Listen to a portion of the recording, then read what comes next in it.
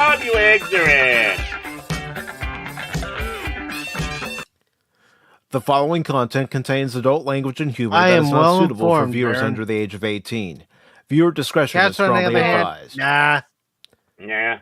The views and not opinions expressed ignorant. during the He's following video ignorant. content are those of the individual and may not reflect those of others. Thank you. Oh my God, who the hell cares? I care.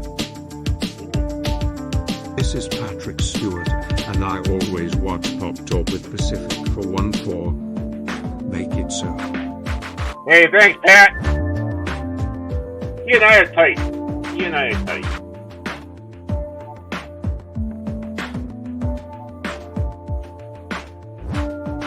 Is featuring in this? Well, look at that. Who is that awesome guy? The same guy who's talking right now before me. Well, watch out. He's turning his head. You might hit you with the chin.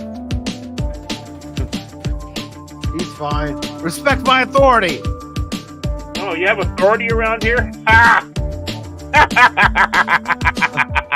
Oh, it's gonna be that way, is it, Baron? Hey, I'm older.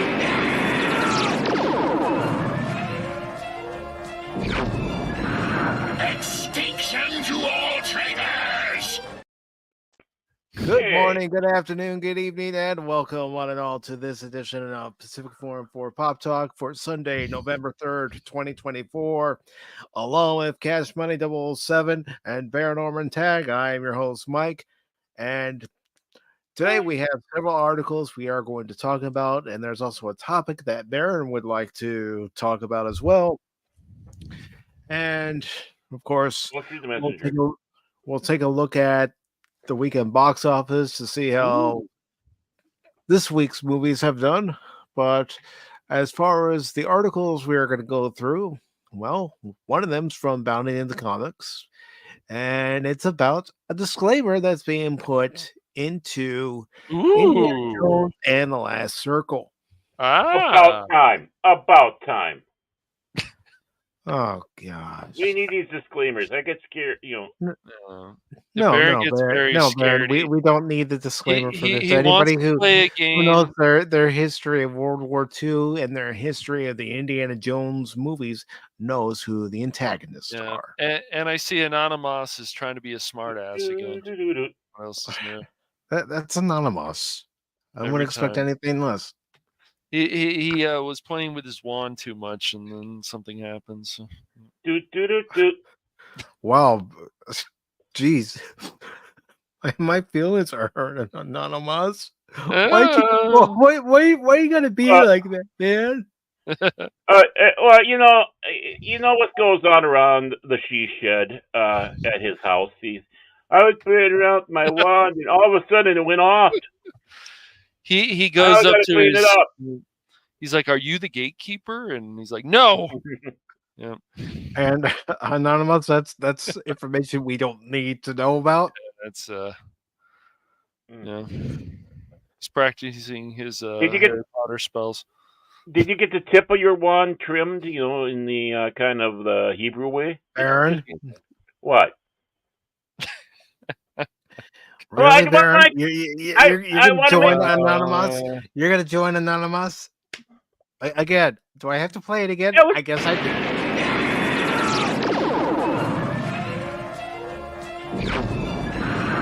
Extinction to all traitors! Oh, man. I directed it at him, not you. He attacked you. I was defending you, Mike. Come on. You do not attack your defenders. I was silence. My captain for one. You're the Starscream of the group, Aaron. Come on. I know. That's right. But for once, I was standing by my leader. I was standing by you.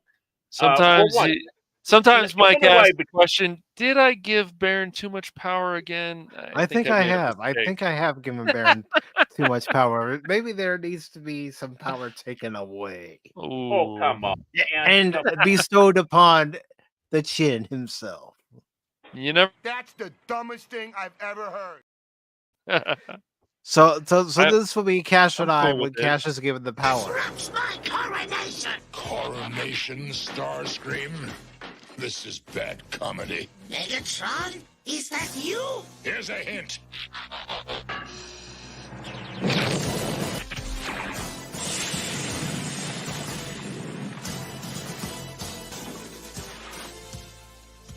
Will anyone else attempt to fill his shoes? Very interesting, but stupid. Oh man.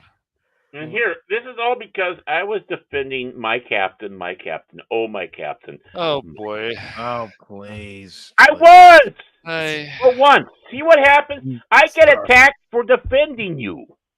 Because you're the Starscream of the group. Yeah, but the thing is, I know things will go worse if we have Animos in charge of everything.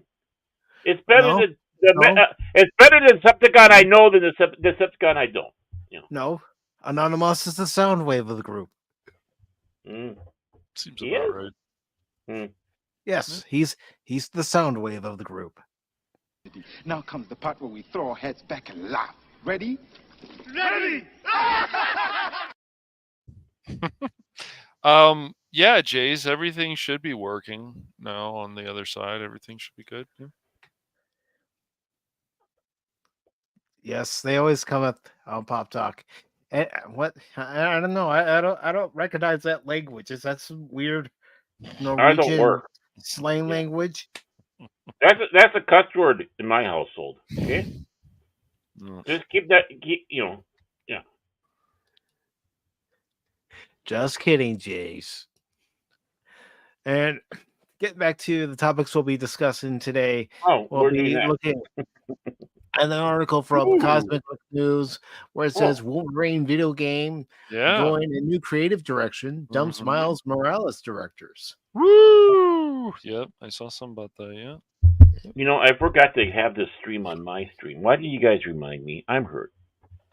Well, do we have to hold your hand for everything? Yes. We're gonna have to talk backstage about somebody losing power, Mike. No. We need to talk backstage, all right. I find your lack of faith disturbing. Oh, Baron. Oh man. Oh, Baron, one of the great scenes. That is one of the great scenes from Star Wars, though. Oh, of course. One shall stand, one shall fall. Why throw away your life so recklessly? No! Optimus Prime! No! Why? Why? Damn you, Hot Rod! Damn you! Okay, back to you, Mike. You okay, Baron? You okay? No. You know how I break up every time I see that scene? I know. But we'll also be talking about an article from That Park Place by former Bounty in the Comics author John F. Trent. Yeah. Never heard of him. Bring back the comment section, guys. What the heck? Come on, man. Yeah. Dragon Age, the Veilguard, player accounts dwarfed by Monster Hunter Wilds beta, described as concerning. Okay. Yeah, it's concerning, yes. And then this one I find disturbing and weird. Oh no. And it makes me go, huh? But it's also by John F. Trent. Oh, that's why. And it's on Fandom Pulse. It says, Sweet Baby Inc. CEO Kim Belair describes Super Mario Brothers villain Bowser as Bondage Daddy. I don't want to know. I don't want to know. But of course, we're going to read it anyway. Well, then you're going to know. So. And Glenn, good to see you. Hey, Glenn. But before we get into any of those articles, I know there's something on Baron's mind that he wants to get off his chest. Do we have anything to represent what I'm talking about here?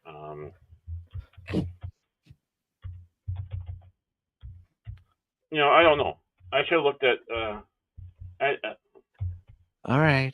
Here. I'm looking. Oh shit.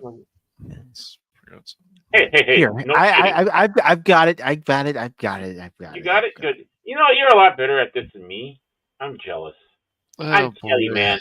It's I am. No, That's, I'm that's why. I'm still learning. All right, Hey, there we go. That's the Okay. only thing I'm going to show. I'm not reading this. No, I said I don't want to read about this. I just wanted to hit that uh, briefly, but I guess I want to sit back and say how the mighty has mighty freaking fallen or fell. Gary Cassell, a good friend of ours, put the trailer on this on the old Twitter or Twatter or okay. X Okay. or Twix Mhm. or whatever you want to call it, right? Yeah.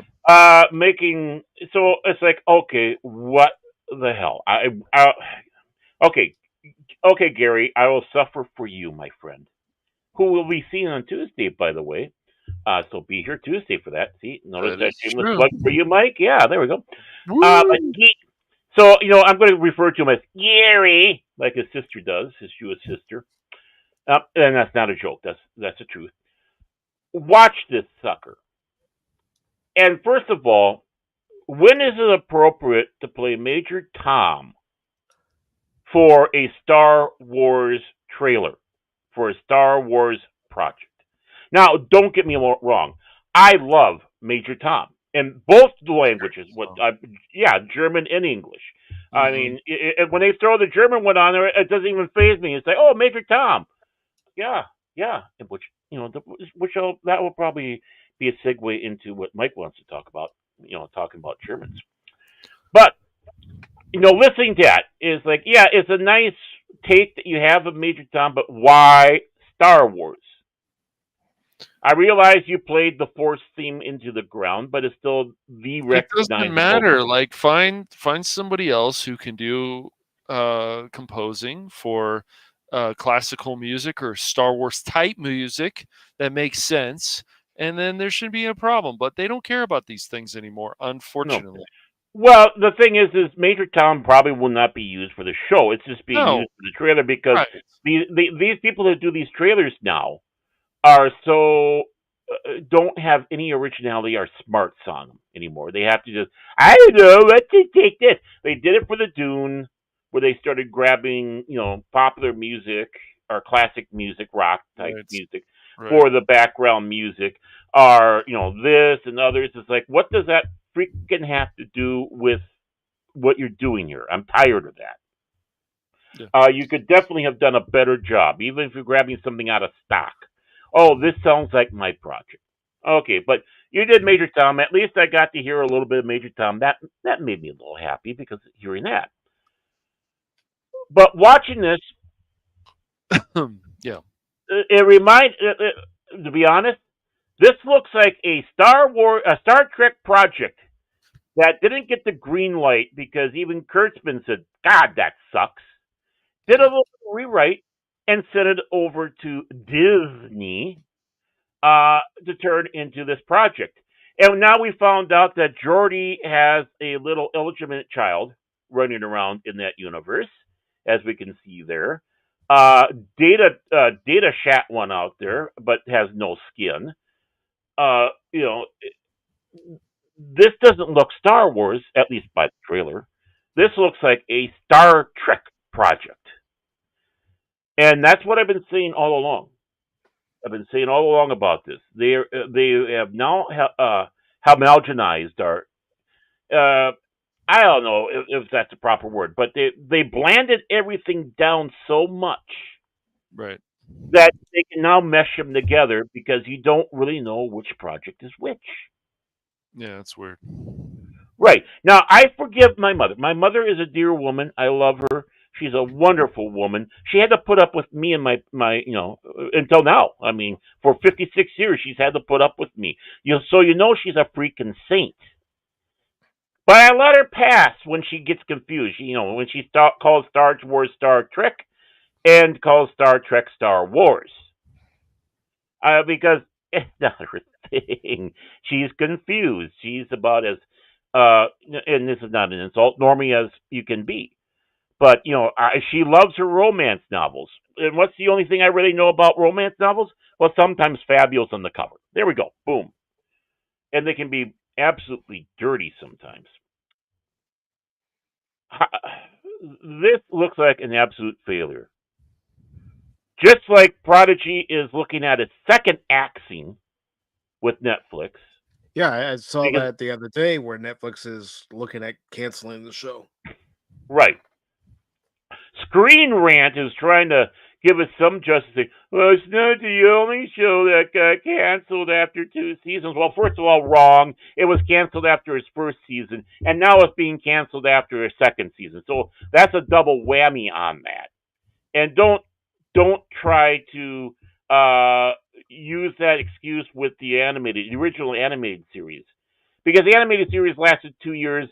That's pretty good for a TV show that back in that day that they made for children. Mm-hmm. And we have different circumstances with the animation, the cost, everything down their line, much more so than what they have today. Plus, you have more people that are really wanting to piss money away more today. And this is a piss away money thing. This probably could everything about it. Nothing about that trailer got me interested or excited about this. I just saw, hey, look, Star Trek battles.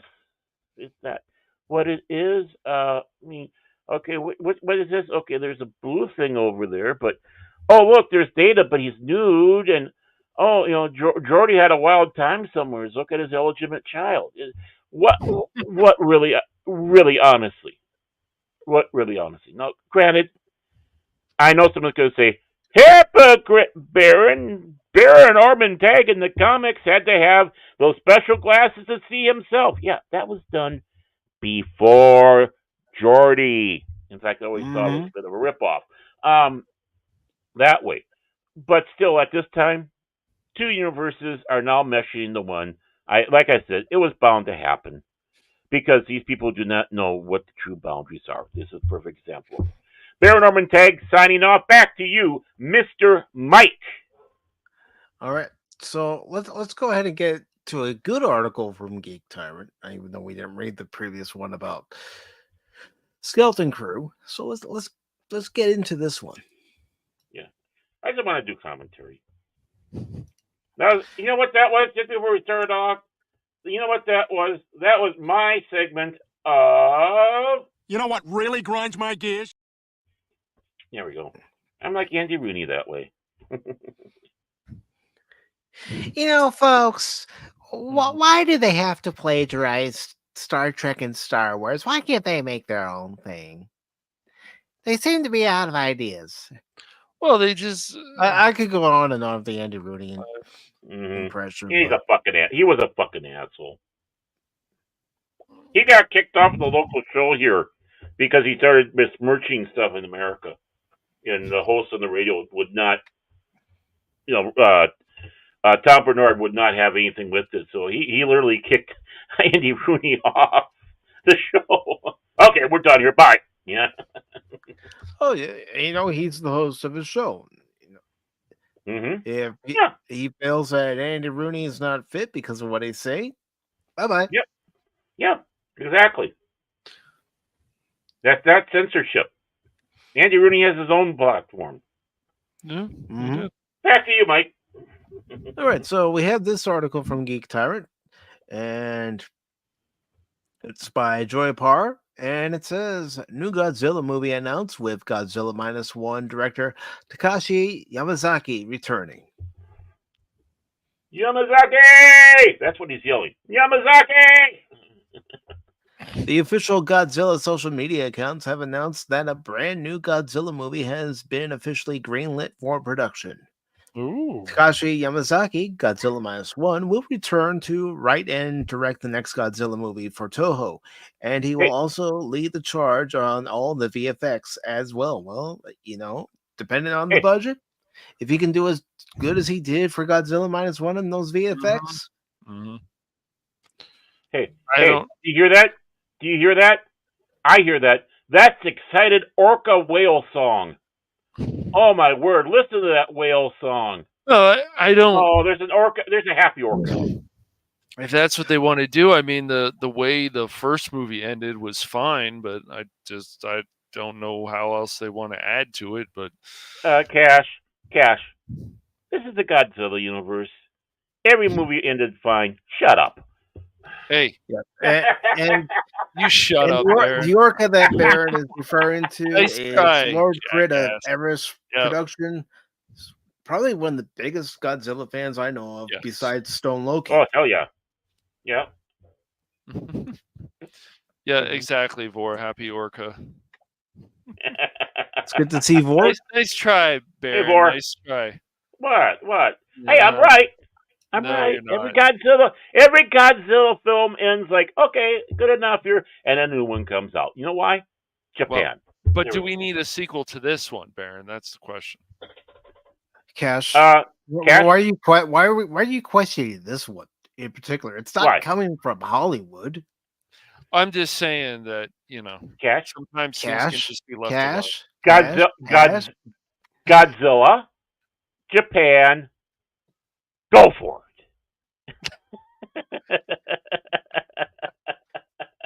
That's why we have 15 million Godzilla freaking flicks out there. Some better than others. Yeah, but I mean, what, 1956 just, or whatever? Yeah. Cash. It could be, but still. Cash. I've got a word of advice for you. Take it easy, man. I'm perfectly calm, dude. Calmer than you are. You just take it easy. Calmer than you are. Calmer than you are, Mike. Calmer than you are.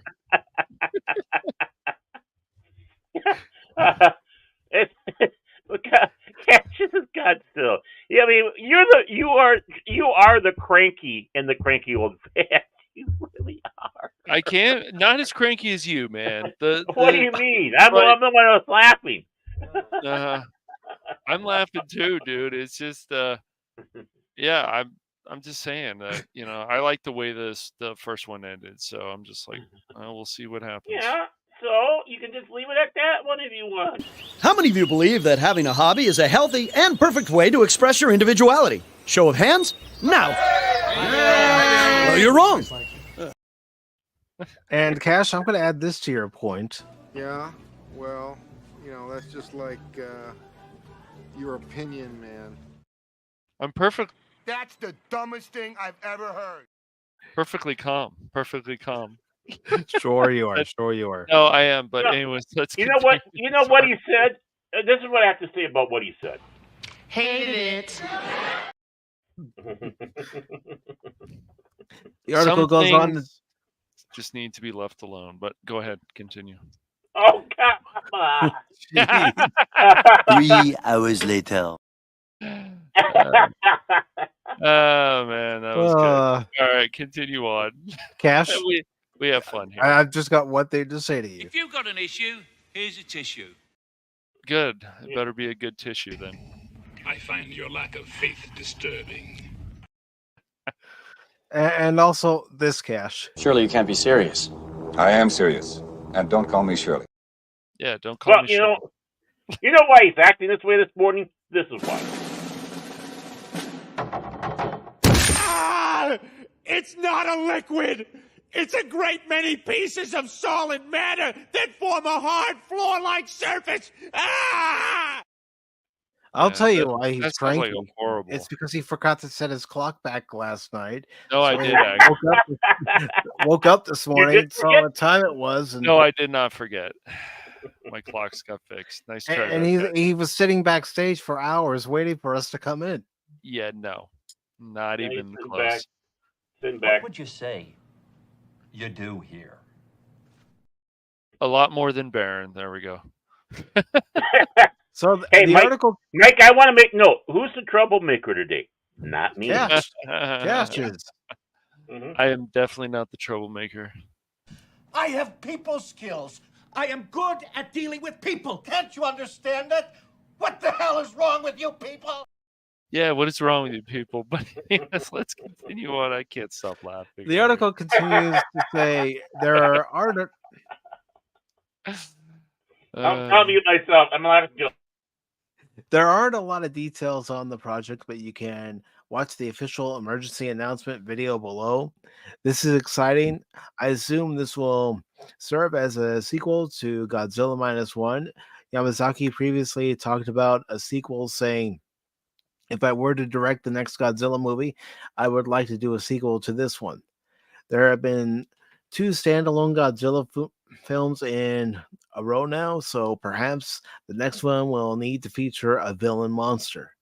He also explained that he wants to make a kaiju versus kaiju movie that's actually good, saying, I don't know if anyone has achieved a more serious tone of kaiju versus kaiju with human drama. That challenge is something I would like to explore.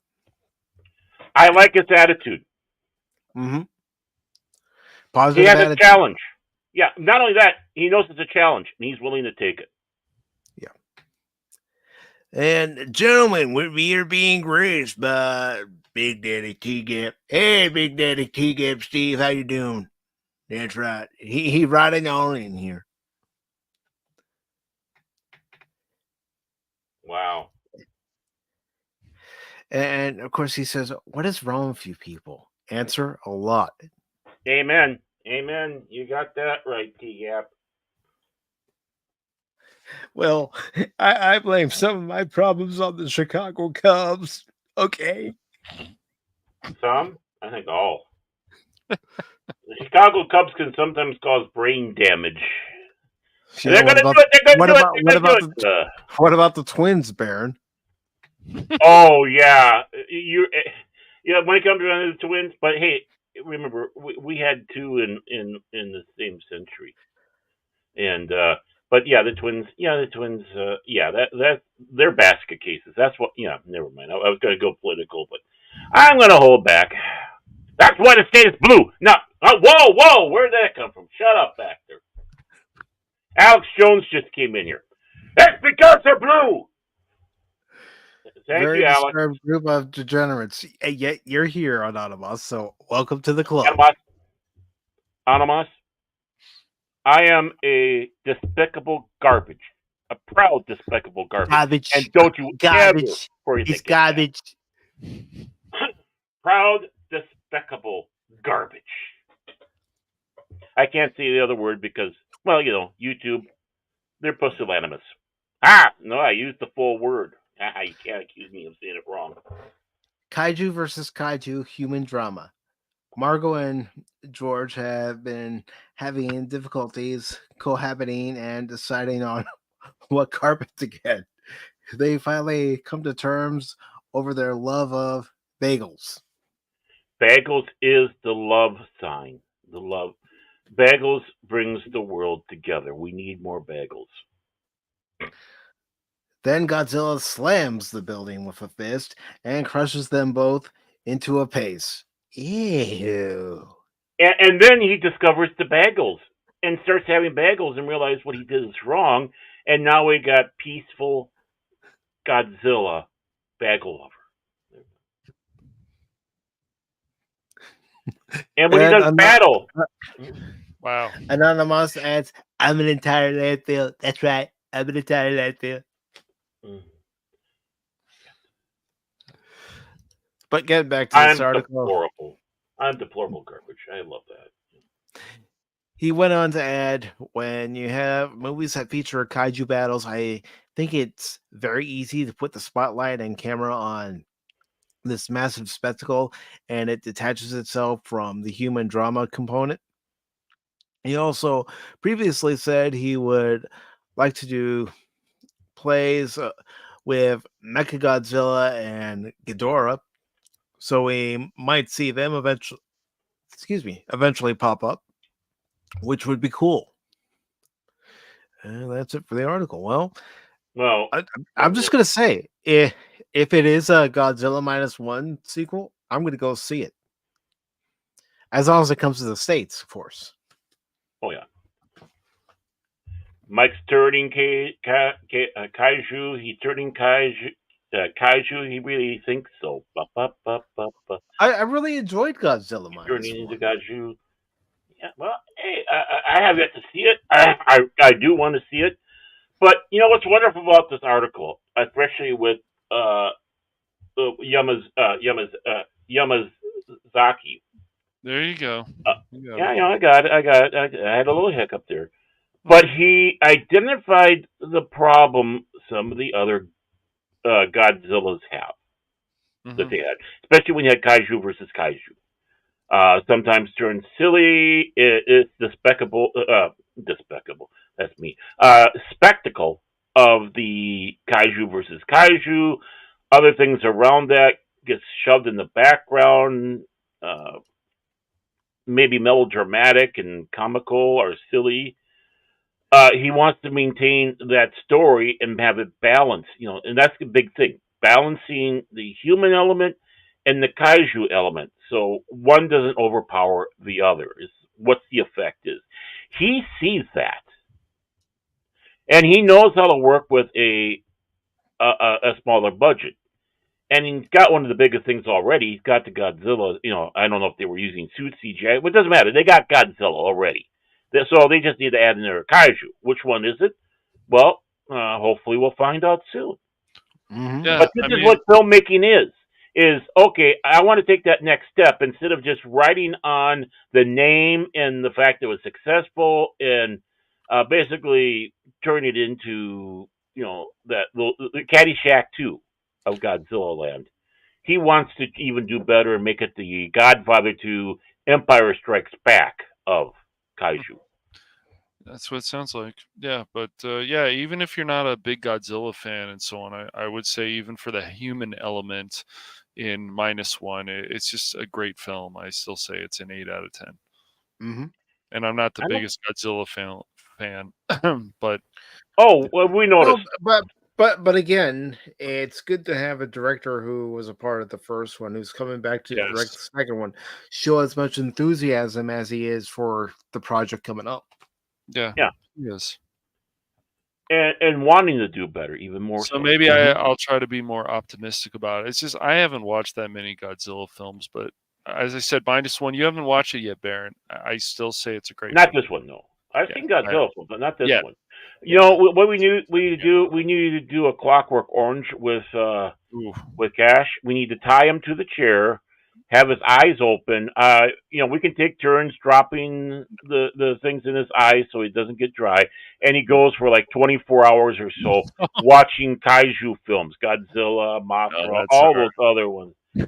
We're going to do that. We're going to do that, and you'll then appreciate the beauty of these films. So what I could do is I could check and see if Godzilla Minus One is available to rent, and we could have a watch party of it. Ooh, that'd be good. Or we just call Crit and have Crit come out and visit him and say, "Okay, you're going to sit down. You're going to watch this. No. We're going to watch this all here." That sounded more like Trump. Wow, I think I'm getting a little better. Going to sit down, watch a little Godzilla, greatest monster ever. Greatest monster. He's the greatest kaiju who ever lived. Yep. Doesn't like China. We don't like China. He doesn't like China. China. But no. Hey, Mike just got banned in China for some reason. Wow, that's crazy. Bad. I know. Wow, it's like it's your fault, like Baron. You're spying on us. Look at what you've done. But I don't put jam on my bagels. It's either I like them with butter, I like them with peanut butter, and I like them with cream cheese, particularly the onion garlic. Oh. Okay. And now Baron's going all Homer Simpson on us. He is, man. He's like forbidden donut, forbidden bagel. Hey, they're both round. They have a hole in them. Yeah. My wife puts fruity stuff on there, and I don't like that. No, fruity stuff like raspberry. Not raspberry, but strawberries, schmear. I'm a big blueberry guy, but she gets the blueberry ones, which just keep them plain or get the Asiago cheese ones or what. I don't care. And boom, but she likes to have the more fruity type ones. So no, I was not using that as a disparaging thing. Thank you, Kat. Mike, he's a big troublemaker. You might want to rethink about changing powers around here. Back to you. Right. Who's been abusing their power today? Not maybe me. I should just revoke the powers in general and be the Megatron of the group. That's the only one with You know what? power. Animos is absolutely right. Do they have them in your area? They quit having them for a while. But I love those steak, egg, and cheese bagels. Me too. Me too. Oh. I've never had real bad service at my McDonald's. Not gonna Really? lie. Wow. Hey, by the way, I noticed there's a lot of rallies in the area. Did you go visit some rallies? Like a deadhead? like a deadhead for the Orange Man? The closest one to me is 3 hours away. And? I've got to get my brakes replaced on my vehicle. It just means you get there faster. Hey. And don't worry, folks. Appointment's already been scheduled. Yeah, he'll be rolling on through the brake shop. No. They're not to the point where they're in serious need of replacement, but I can tell when I'm driving that the pads are wearing down until a point where it won't be too long before I have to get them replaced. So I went, I'm not waiting. I'm scheduling the appointment and I'm getting them replaced. They're not squeaking yet, are they? No. Oh, go! Thank God. Then they start saying, "I need to get these done too because you're digging into them." But see, if you would have gone to that, if there's one thing my late dad told me is one thing I'll learn as I get to driving, I'll be able to tell when the brakes need to be replaced. Mm-hmm. Just by the way they feel when I apply the brakes. Yeah, that's the big thing. It's like I hit the brakes.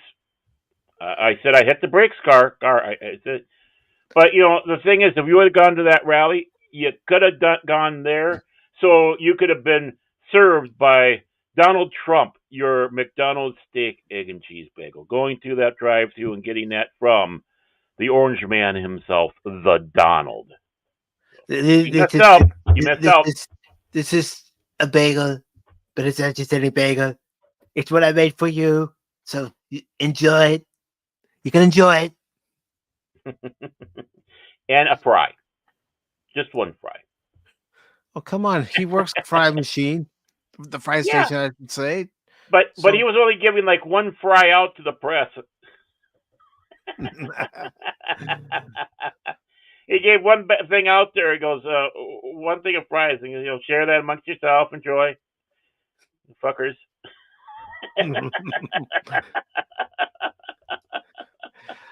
But moving on, we have this article from Cosmic News, which is by Matt McGloin. And it says Wolverine video game going in new creative direction dumps Miles Morales directors. Of course, this wasn't published 18 seconds ago. I actually found it on Friday. And yeah. Well, maybe that was 18 seconds ago. You know how time is kind of funny. So it says, cross your adamantium claws, folks, as the Wolverine video game may be moving in the right direction.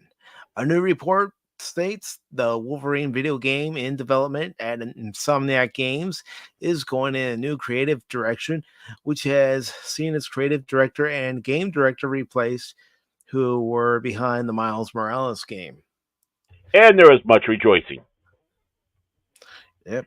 Fans haven't been happy with the Wolverine video game following leaks revealing questionable art for the characters, particularly with fan favorite X-Men character Jean Grey.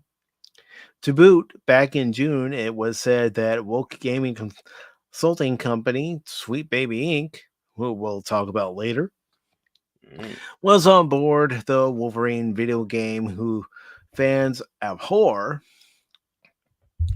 and who was recently behind the mega bomb Suicide Squad Kill the Justice League game that led to a $200 million loss for Warner Brothers. Yep. Baron's favorite. I just found that out recently. It's great. Mm-hmm. Yeah. Sweet Baby go on sale fast.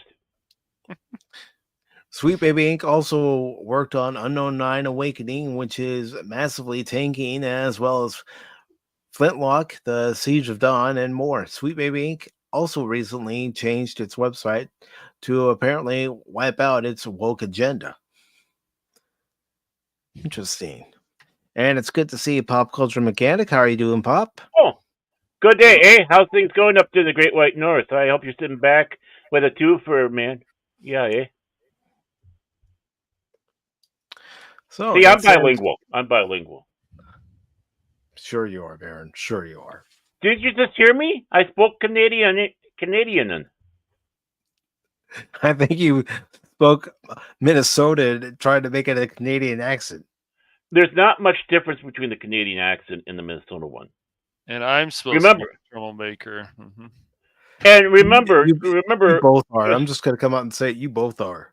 Remember, Sarah Palin's up there in Alaska, and she was dropping that Minnesota Canadian accent there. Don't you know? Don't you know is a Minnesota thing? Eh? It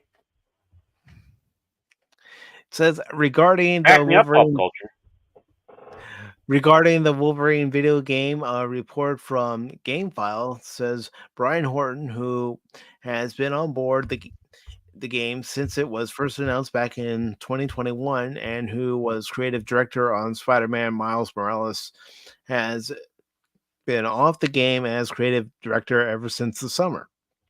The site says Marcus Smith is now the new Wolverine creative director. Mike Daly is also now serving as the Wolverine game's new game director. Cameron Christian was the previously announced Wolverine game director, who also served as the game director on Miles Morales, but GameFile says Christian will remain at the studio in a different role. Marcus Smith and Mike Daly are said to have see, when you get sentences like this, have be behind. What the heck, Matt? Did you not proofread this, huh? Oh, I'm gonna have to find that clip. I'm gonna have to do that clip up for these articles. I got the perfect one. But I'll just say have been behind the acclaimed PS5 release of Ratchet & Clank Rift Apart and Insomniac, which Cash enjoys that game. He played it on hard difficulty. I did. Quality game. And Pop Culture says he's out west, so his accent is very different. The Wolverine video game has no release date as of yet. It's being developed for the PS5. You can watch the teaser below. We're not going to watch the teaser since they're already going to be redoing the game.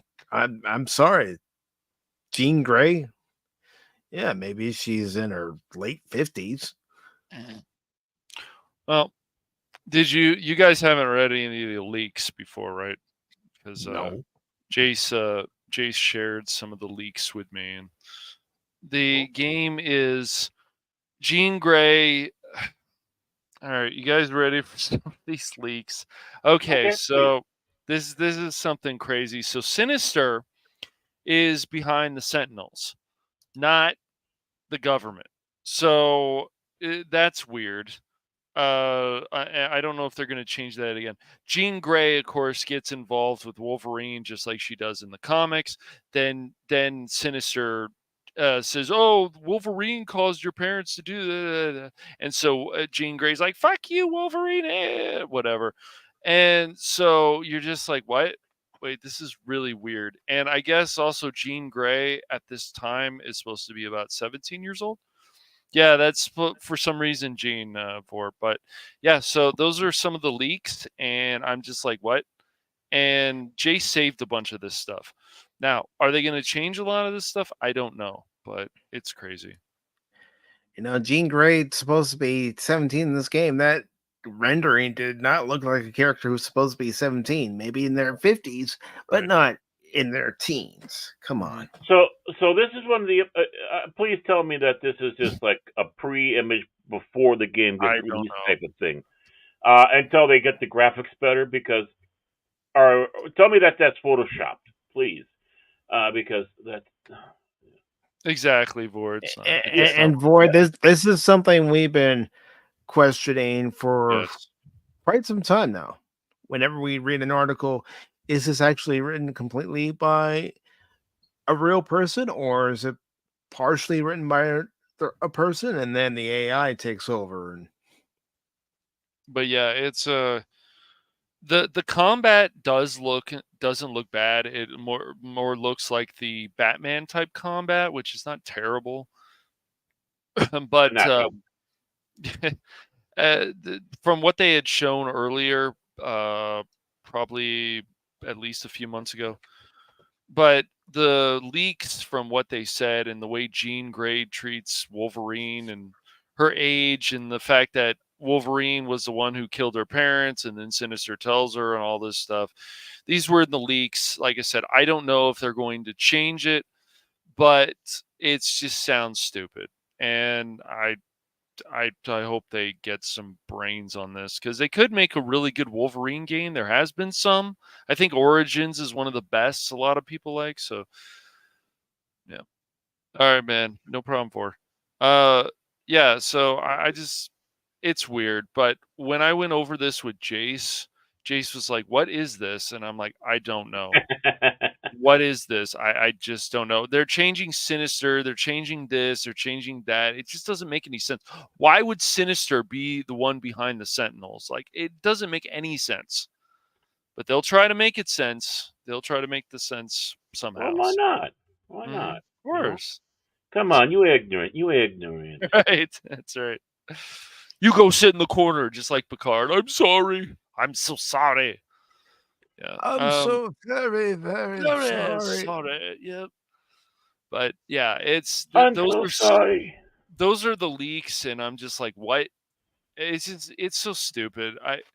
I don't know. I don't know what they're thinking. It's like doesn't sound right, but yeah.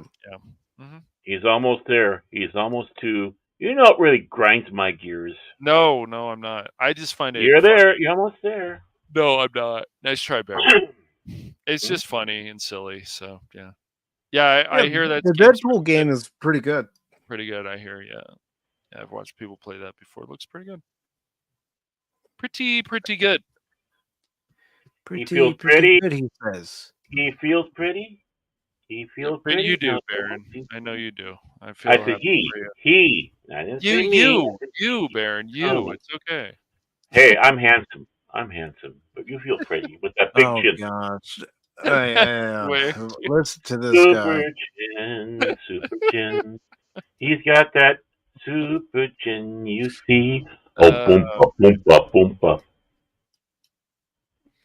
Hey, be nice. I'm getting something special ready here. Okay. I'm sure you are.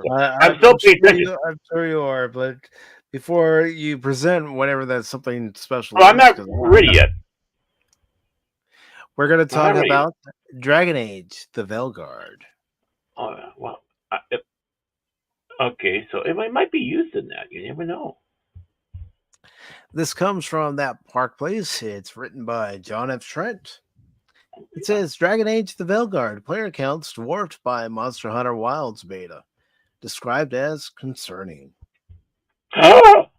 There was around 17,000 current players or something, and it says on Steam that it's one of the top sellers. But let's see what the actual sales are going to be in a few weeks, maybe longer. Yeah.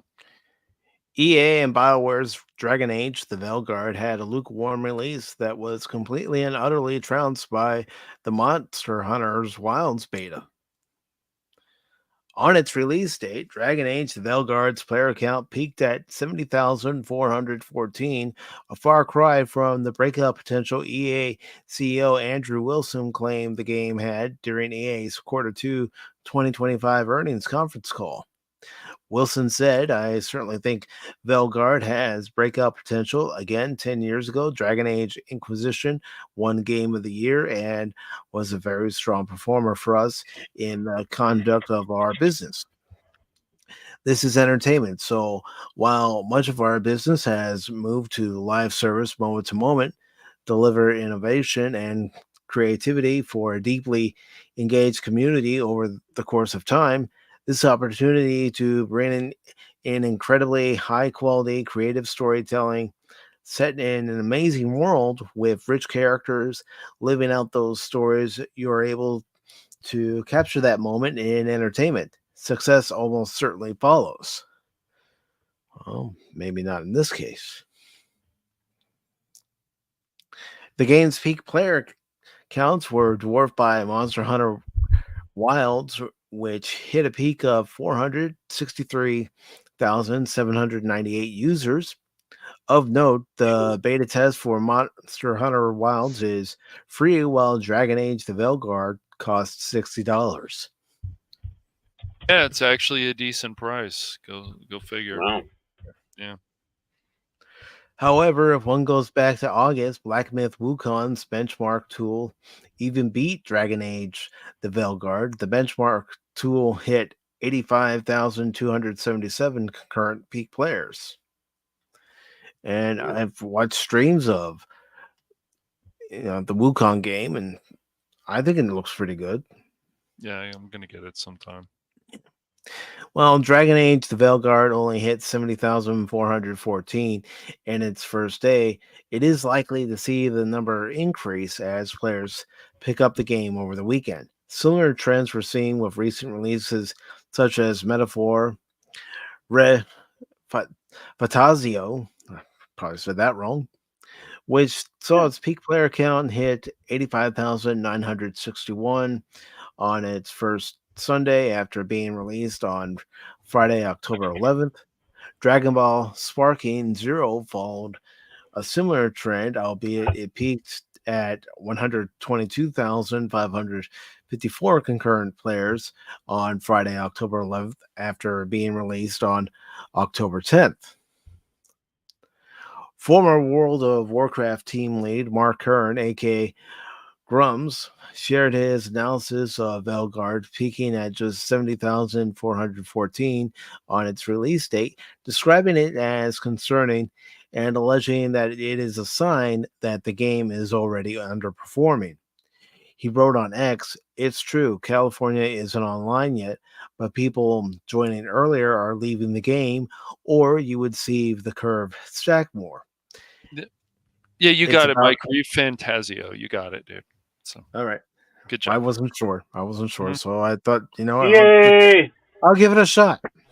You kicked ass, so continue. And took names. Mm-hmm. It's about session time. Long form RPGs tend to have really long session times versus, say, first person shooters. But we're not seeing that here. People are logging off after a relatively short amount of time. And that's what I believe he meant instead of about of time. Because about wait, time, did we have bad writing in there? Was that bad writing? Yeah, but this is what somebody wrote on X. So okay. Whether this last part of their sentence was what they wrote or it was typed wrong, but still, you got to question it. That's why I'm questioning more and more articles we read.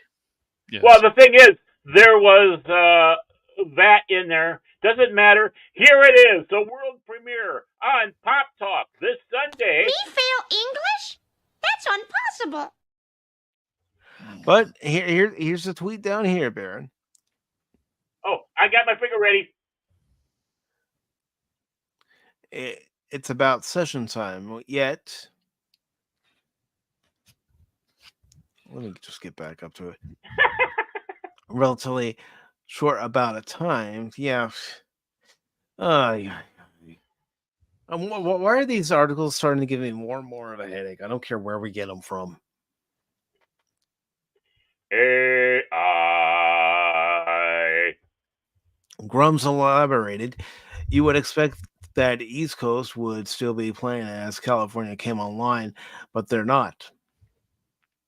This means session times are low, perhaps 2 to 3 hours, which for an RPG on launch day is not great. No. The hell you say? Yeah. It's mm-hmm. Well, I mean, they're like cats. They just grind that. It's like 3 days later, they're still playing it.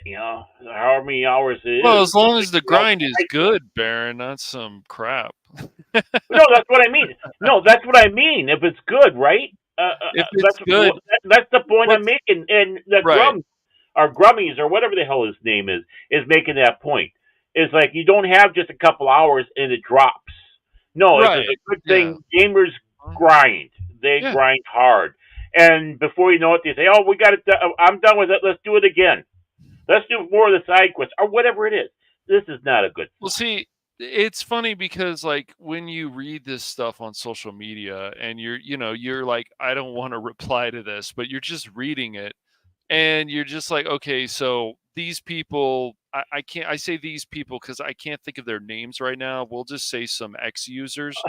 Think, yeah, right. Come on, these people are your tagline, man. But really, like Grummies, they say about him that he's a grifter, and then Grummies says that this stuff is going to fail.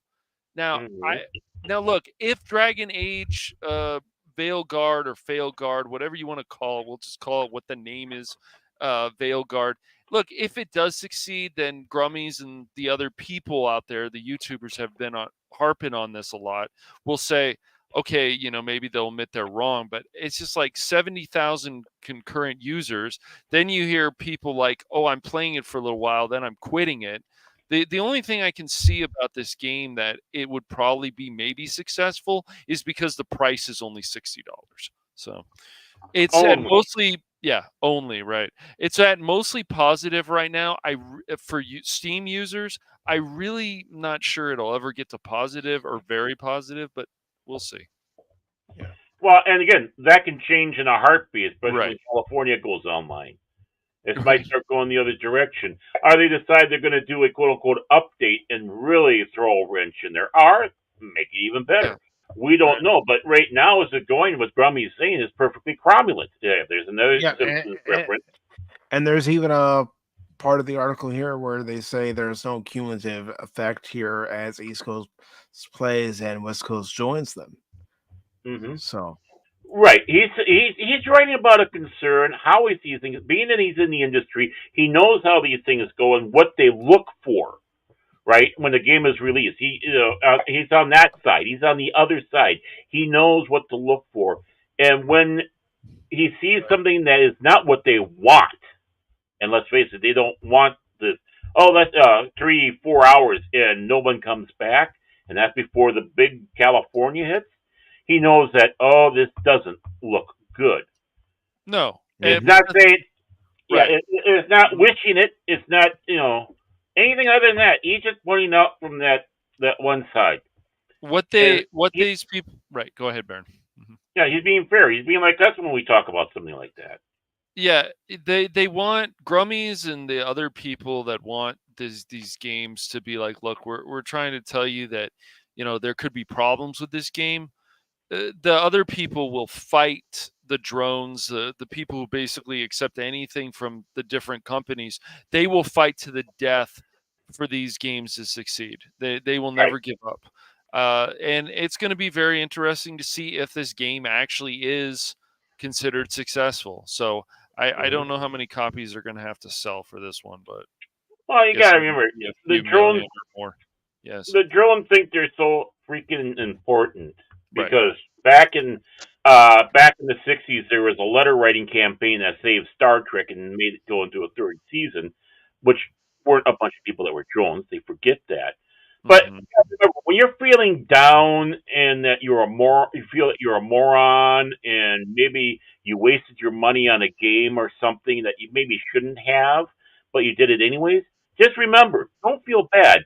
Some morons out there had a big ad in New York Square saying renew or revive Acolyte. Mm-hmm. That'll make you feel better. That's dronery. That's dronery. I mean, we're smarter than that. We complain about the price of video games. We don't waste our money on fake billboards. Yeah. But real quick, I do want to say hello to Lorenzo Seastack, who says, I tried playing Dragon Age Inquisition, but gave up. It's all right. That game was actually successful, but yeah. Flea stacks are here? Oh no, I'm scared. They scared the hell out of me. I tell you what, in Minor Law, those guys, those are my behind the couch monsters or creatures or But whatever. players that have actually played this game said this game treats you like you're a toddler. It talks down to you, which the thing is, I would have to actually play it. I'm not saying they're wrong, but I would actually have to play it if I really wanted to actually determine that. But everything that we have actually seen with our own two eyes, this is a less version of a fantasy game. We're not getting more like we have in the Dragon Age games before. We're getting less. So you're saying, you're saying, Cash, that what they're doing is they're like Dr. Joe talking to the players like they're Joe Biden. Yeah, I mean, honestly, I'm not even talking politically here. That was disgusting to see. Her talking to the President Biden that way, and now this is basically how they're doing it in the game. I don't want to see it done to our president, even if it is the wife, and I don't want to have these game developers doing it to us with their games. So, and Steve, that wouldn't surprise me if they do declare a success. No. They have before. Hollywood does it. The game industry has done it before, like you just said, Baron. And oh yeah, and you're right. Teacup also says it's even worse, Baron. They did a GoFundMe to raise money to pay for a billboard to flash their advertisement once every 8 minutes or something. Yeah. Yeah, and my apologies. Yeah, that was the point I was trying to make, but I know I didn't successfully convey that. So, thanks for doing that, Claire. Well, I mean, T-Gap is clarifying for me. I'm giving him praise here for once. I'm not going after him. See, I'm trying to be a better person here. I'm trying to spread joy. I'm good trying enough. To spread I'm joy. Smart enough. Joy. Come on. So, John F. Trent's article goes on to say, it may mean players tried it, got tired of it early, not good, but I think we're starting to see the Dragon Age bait and switch effect. As the gamer's look and feel is very different from its predecessor, as well as the effect of all the preachy DEI that is self-evident in the game, he posted. I'm sorry, just listening to that, it's like, yeah, you're hitting every point right. It's very go ahead. Grummy's concluded by saying, when you have AA games, which with much smaller publishers doing 300K or so, money guys are going to ask what they are spending so much more for. If weekend numbers don't go higher, this also means that players who tried it today are not coming back to try it again over the weekend. This would be very unusual. Yeah, it's just, the thing is, like any of these games, it's like I'm not. No, none of us are gonna hate anybody for buying this stuff, but it's just when they buy it and they go, "Oh my gosh, I can't believe this happened."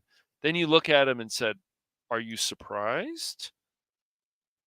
Remember what they've been talking about for a while? Like it's just look, I know some people don't care about the whole spider thing, but come on. There's got to be, it's a fantasy game. How can there not be spiders? And if there isn't spiders, then fine. You can turn them off like you can in Hogwarts Legacy. But you should have an option to turn them back on for people who want the spiders. It's a fantasy game. Why can't we have spiders? Because I'm scared of spiders, Cash, even in games. If I see a spider, then I'm going to put the game down and I'm going to write a nasty letter to the developers and publishers about it. Like, I get it. Actually, I kind of believe why wasn't this a spider-safe game? You know, I kind of believe Mike. I don't think he's doing satire. I think he actually would do that. How dare you put spiders in here? But like, they're spiders. It's a fantasy game. But I just the whole thing is like, you can take the woke stuff. This is everything that you can see with your own two eyes. You can tell that they're making everything less. in a fantasy game, and there should be making things more, not less. Right. Yeah. So people that want to just complain about the woke stuff, the woke stuff, the woke stuff, the woke stuff, like Grummies, and there he does make his good points. Sometimes I think he goes overboard with things, but I think you can say that about a lot of people. I just there's more. Yeah. Right. There's more to the problems with this game than just the woke stuff. That's just some of the problems. So if people, at least the price is decent, I don't know if this game's going to be a success. It's very interesting. I read an article the other day about how BioWare is already trying to move on to the next Mass Effect game. So I don't think they're going to have DLC or anything like that for this game, but it's just funny. So it kind of says, did you guys not think that this was going to be that big of a hit? So let's move on to Mass Effect again. I don't have that information available to me right now, T-Gap, but I'm sure it's easy to find. I bet Grummy's over on X has all that information. Yeah. That okay, Anonymous. I get what the oh man. How do you know how I play? Oh man. I do that doing Contraband Police. I do that during Candy Crush. Oh man. No. Wait, you love Contraband Police. Why would you be doing that? Oh, wait until the next episode. You'll see why. Uh-huh. Hey, look at that plug I snuck in. But remember, I'm one of the hosts. I can get away with shit like that. I am able to do that because I'm. I didn't do it. I did not do it. He did it himself. And you. It's part of the gag, you know. Oh man, I just yeah. This has been Me some too. show today. Yeah, you know, and you know what? There's a game actually I do want to stream. Maybe I'll do that live. But you know, continue Contraband Police like I have, but do this one like Garbage. He gave me a game called Garbage. Yeah, that's a game. Yeah. That's right. Venom and Tech. He's garbage. Well, that was a free game. Yeah, I got some free games from Fanatical. I know. Because you sent me some of those codes too. I did. Yeah, and I got Garbage. I'm trying to figure out what he's trying to say with that game. Is crazy. You play it? Okay. Well, I've looked into it. Do you think it's a good streamable game? It could. I'm sure it'd be fine. Yeah. Okay. Yeah, because you know, it's just where we got going. Is it? I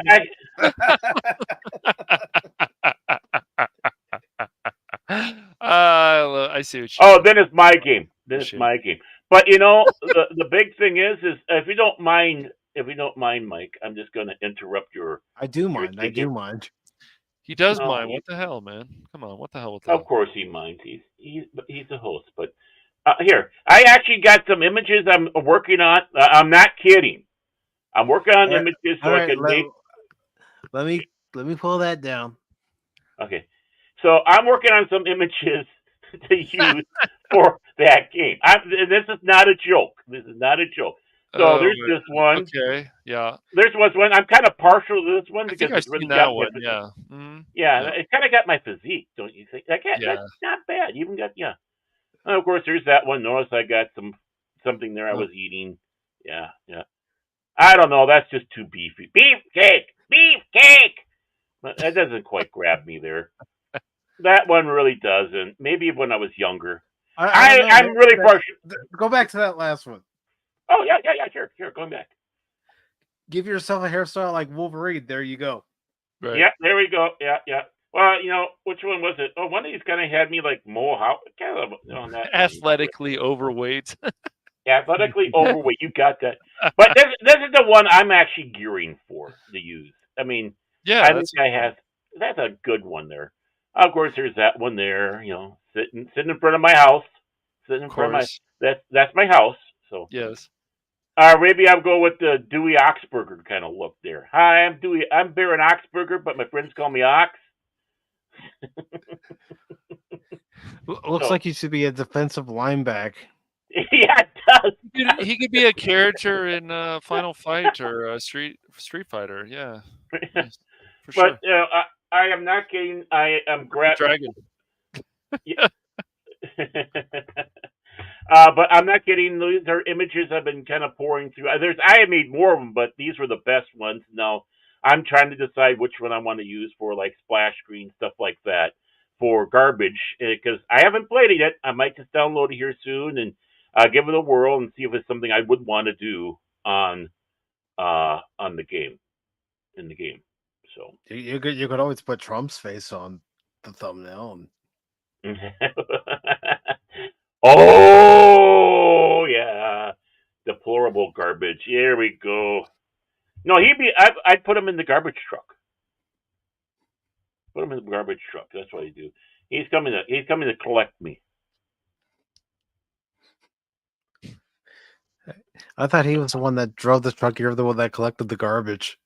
Oh, that's even better. I like that. Yeah, he drove. Yeah, there we go. There's a power team for you. You can't ask for better. you look lost in this one. When don't I? He's like, I don't know about that mustard stain on there. Oh well. I used to be a co-host of Pop Talk. Mm-hmm. I got fired, and the only source of income I had was the 540 studio, the Beyond, and look where it got me. I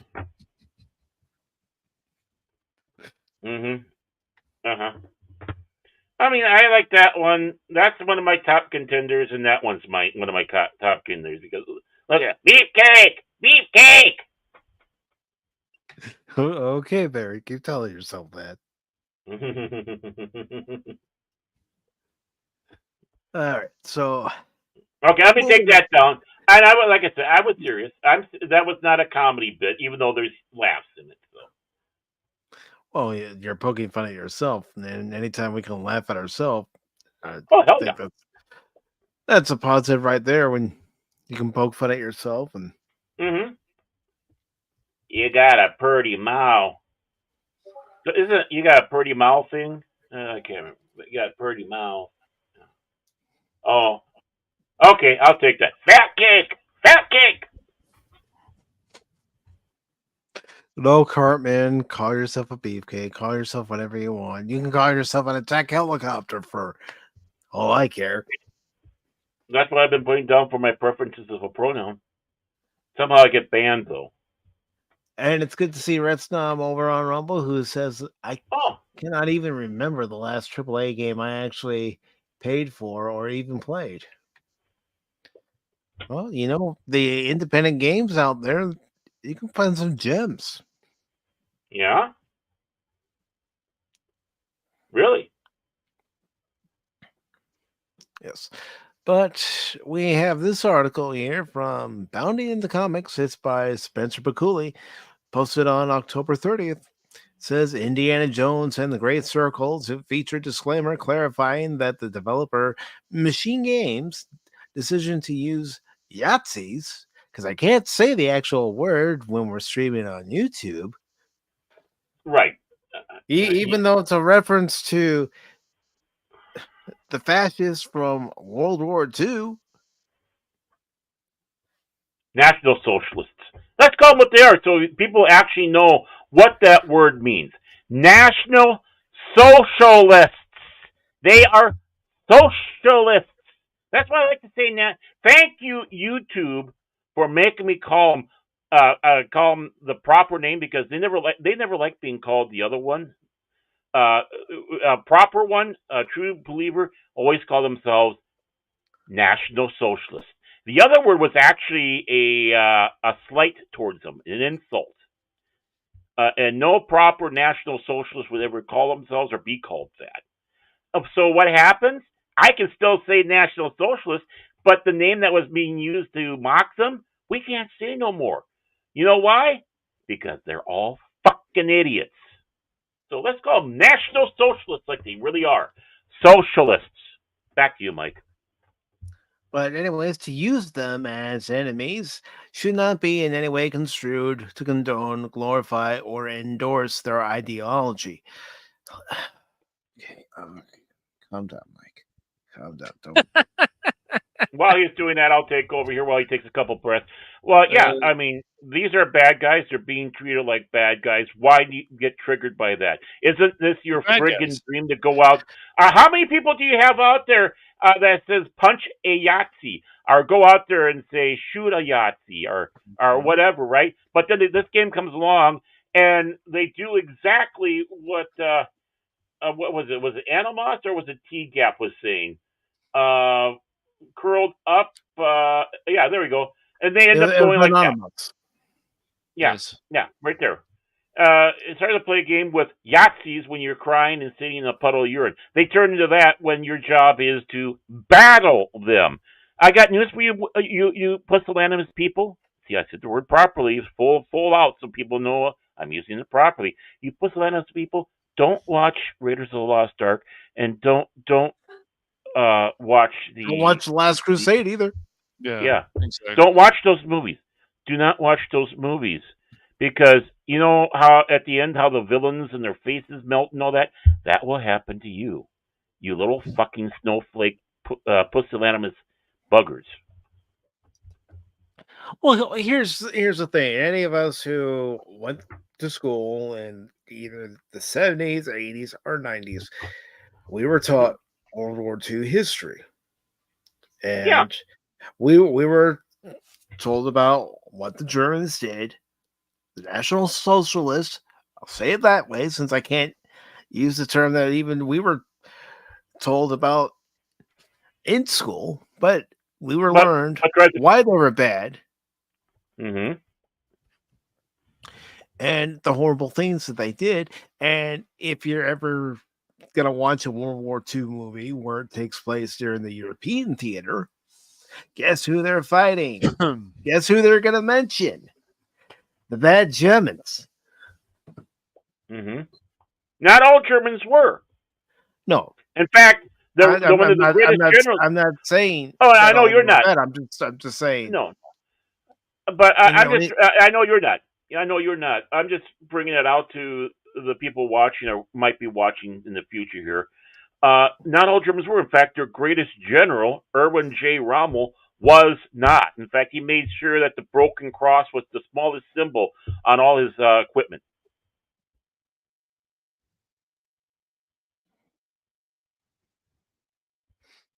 And Padawan says your first physical confrontation in the game, you can select to throw a punch, or you can listen to their tragic life story on how they were put on this course of action. Heck, in the game Padawan, they've already said they try to discourage the player from using Indy's gun and use his whip instead or use his fist. Mm-hmm. Yet anyone who's ever watched it, the first 3 Indiana Jones movies, what does Indy use? What does he bring along with him before he goes? His gun, his sidearm. Yep, he'll use and like it I said, mm-hmm. Yeah, and like I said, for one of the, people might go, really? One of the things that was impactful for me in that movie, and then there were several, don't get me wrong, but one of them was when he gets the okay to go after the Ark, and he tosses his revolver into the suitcase because he knew that shit was going to happen. Yeah, he knew where he was headed. He knew what was going on over there. Mm-hmm. Right. So the article says, for most people, it's understood that when a creator chooses to depict something evil in a piece of fiction, especially when that something is also portrayed in universe as explicitly bad, said creator is not endorsing a given behavior or ideology, but rather using it for narrative purposes, often to contrast the moral differences between a protagonist and their opposition.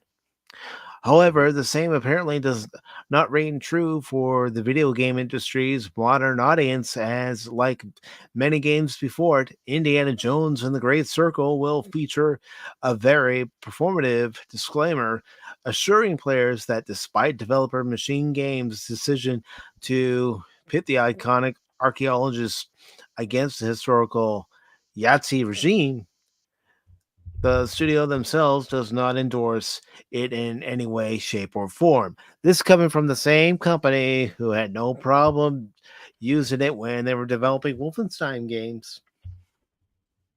Let's not forget that. Really? Yeah, I Really? think They did that? And again, it's within historical context. I realize that's gone by the wayside nowadays, but if you're using historical reference, historical context, then there are certain things that have to be in there, good or bad. Yes. Well, I mean, and there's also the other thing that we have to sit back and say we had when we were growing up. It wasn't just the school. We were surrounded by World War II vets. Some would talk about their experience. Some would. Some would keep it quiet because, they went to war and we didn't have things to help them fully adjust to real life, which caused some issues. But not like we have now. But some of them would sit back and say, have those stories. And, some would be, how can you tell the difference between a war story and a fairy tale? Well, a fairy tale starts out once upon a time, and a war story starts out, and there I was. And you hear that from the vets. They laugh. I told that joke one time, and they couldn't stop laughing. And that's true, because they know the ones that go out there and were like they know that there are people like Timmy Walls out there, and they start, well, and there I was. It's like, yeah, right, leading the battalion to a pasta shop. Compared to the ones that actually did it, and they didn't start out with, and there I was. They say, it's like, you want to hear what really happened, or they'll sit back and say, yeah, that was shitty time, or something equivalent to that. They didn't start out with that, and there I was. And you would get the story straight from them. Yeah. I've met many World War II veterans who served in the European theater, some who served in both the European and Pacific theater. Yep. And some of them, like you were saying, Barrett, were very quiet about their experience, while others, they wanted someone like me and other young boys and girls to know what they went through. Right. So we don't have this.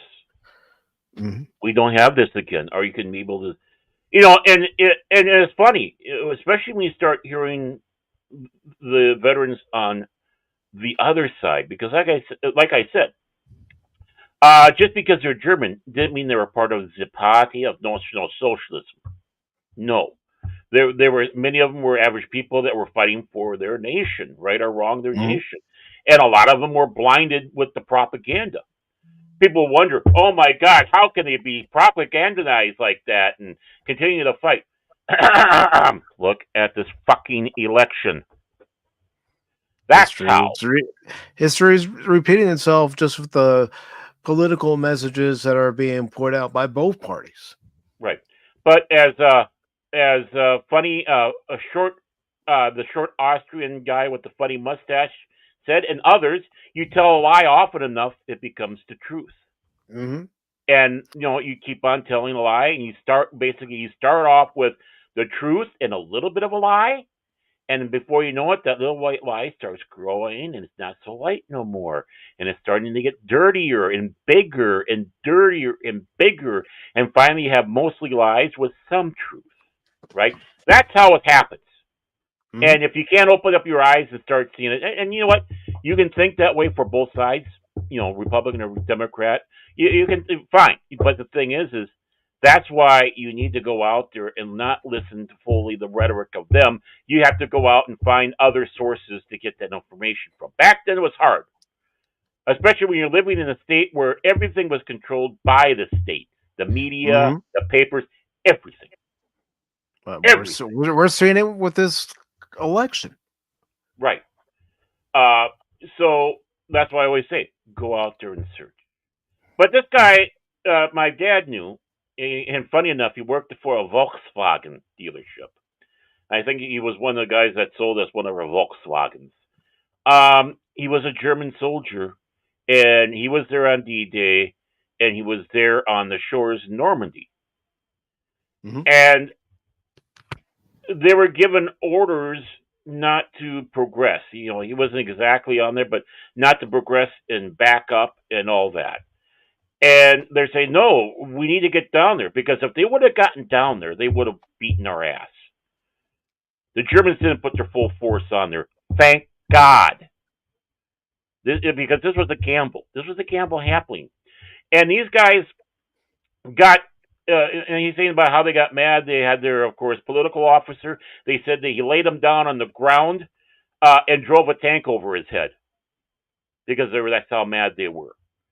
And he sat back. If we would have been down there, we would have attacked. We would have taken out. We would have, he's going through about how he would have wiped out all the Americans, Canadians, and British that were coming on the shore. And then he stops. And he goes, oh my, I'm talking like this to an American. My dad goes, hey, no. You're venting. You were on the other side. That was my father's war. I had my own war to deal with. So please, go on. And what's important is now you're seeing how they looked at things on their side, which is just as important. It's not a bad thing. And it's not glorifying. It's not a bad thing to hear what both sides were going through from their perspectives, points of views. Right. But that's bad now. You talk about I know society now, at least certain sectors of society say it's bad now, but I'm sorry, I'm not going to change who I am. I want to know both sides of the story. Exactly. I mean, I know I told this story before, but I remember being down in Orlando, Florida, and I got in good with one of the captains of the police force when I was down there working for many reasons. And he was a black guy, right? He's just an average black guy working down there. I don't look at that, but I'm just bringing it because there is an importance to the story. And we were talking about, because at that time there was this big thing about, what the blacks did in the war. And we're bringing out the point that, them over glorifying on the European front is not quite correct. Yeah, you had black fighters over there, but they were mostly your truck drivers and such. And yeah, you had the Red Wings, Red Tails. Yeah, but we said, what they're ignoring and passing and not even talking about is the Pacific Theater, where the blacks went over there and they kicked ass and took names.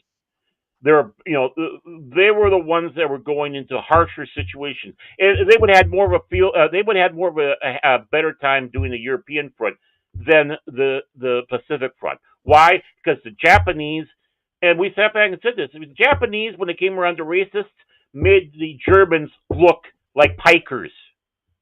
And we can see this today because a lot of the Asian countries, how they still treat black people. Finn, anyone for Star Wars?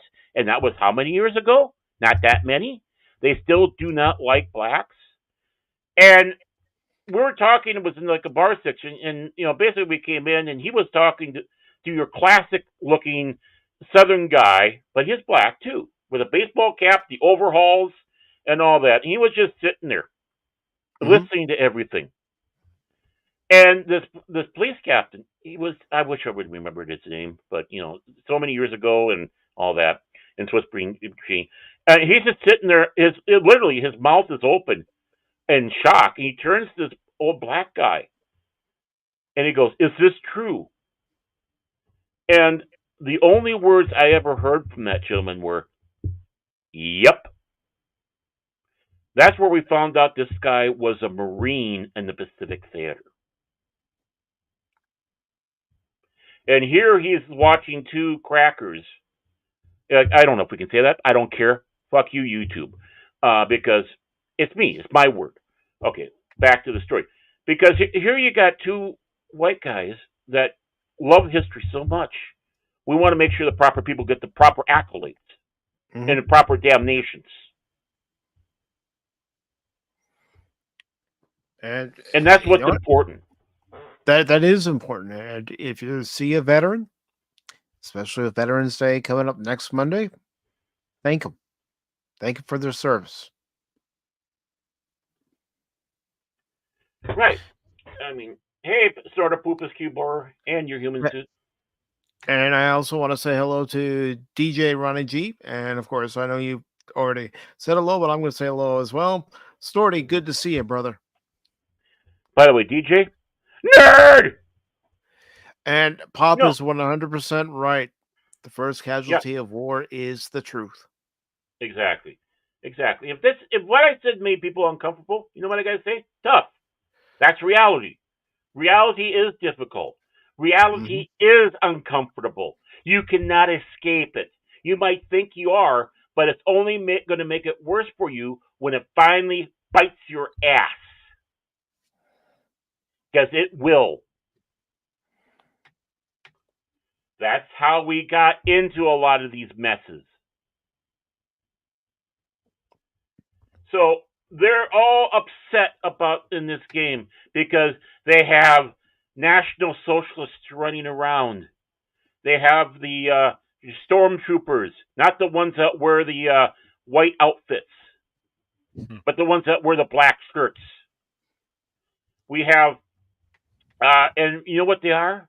They're bad guys. You know what? My option on that, are you going to punch him or are you going to listen to him? I would listen to him because Indy would and roll his eyes and then punch him.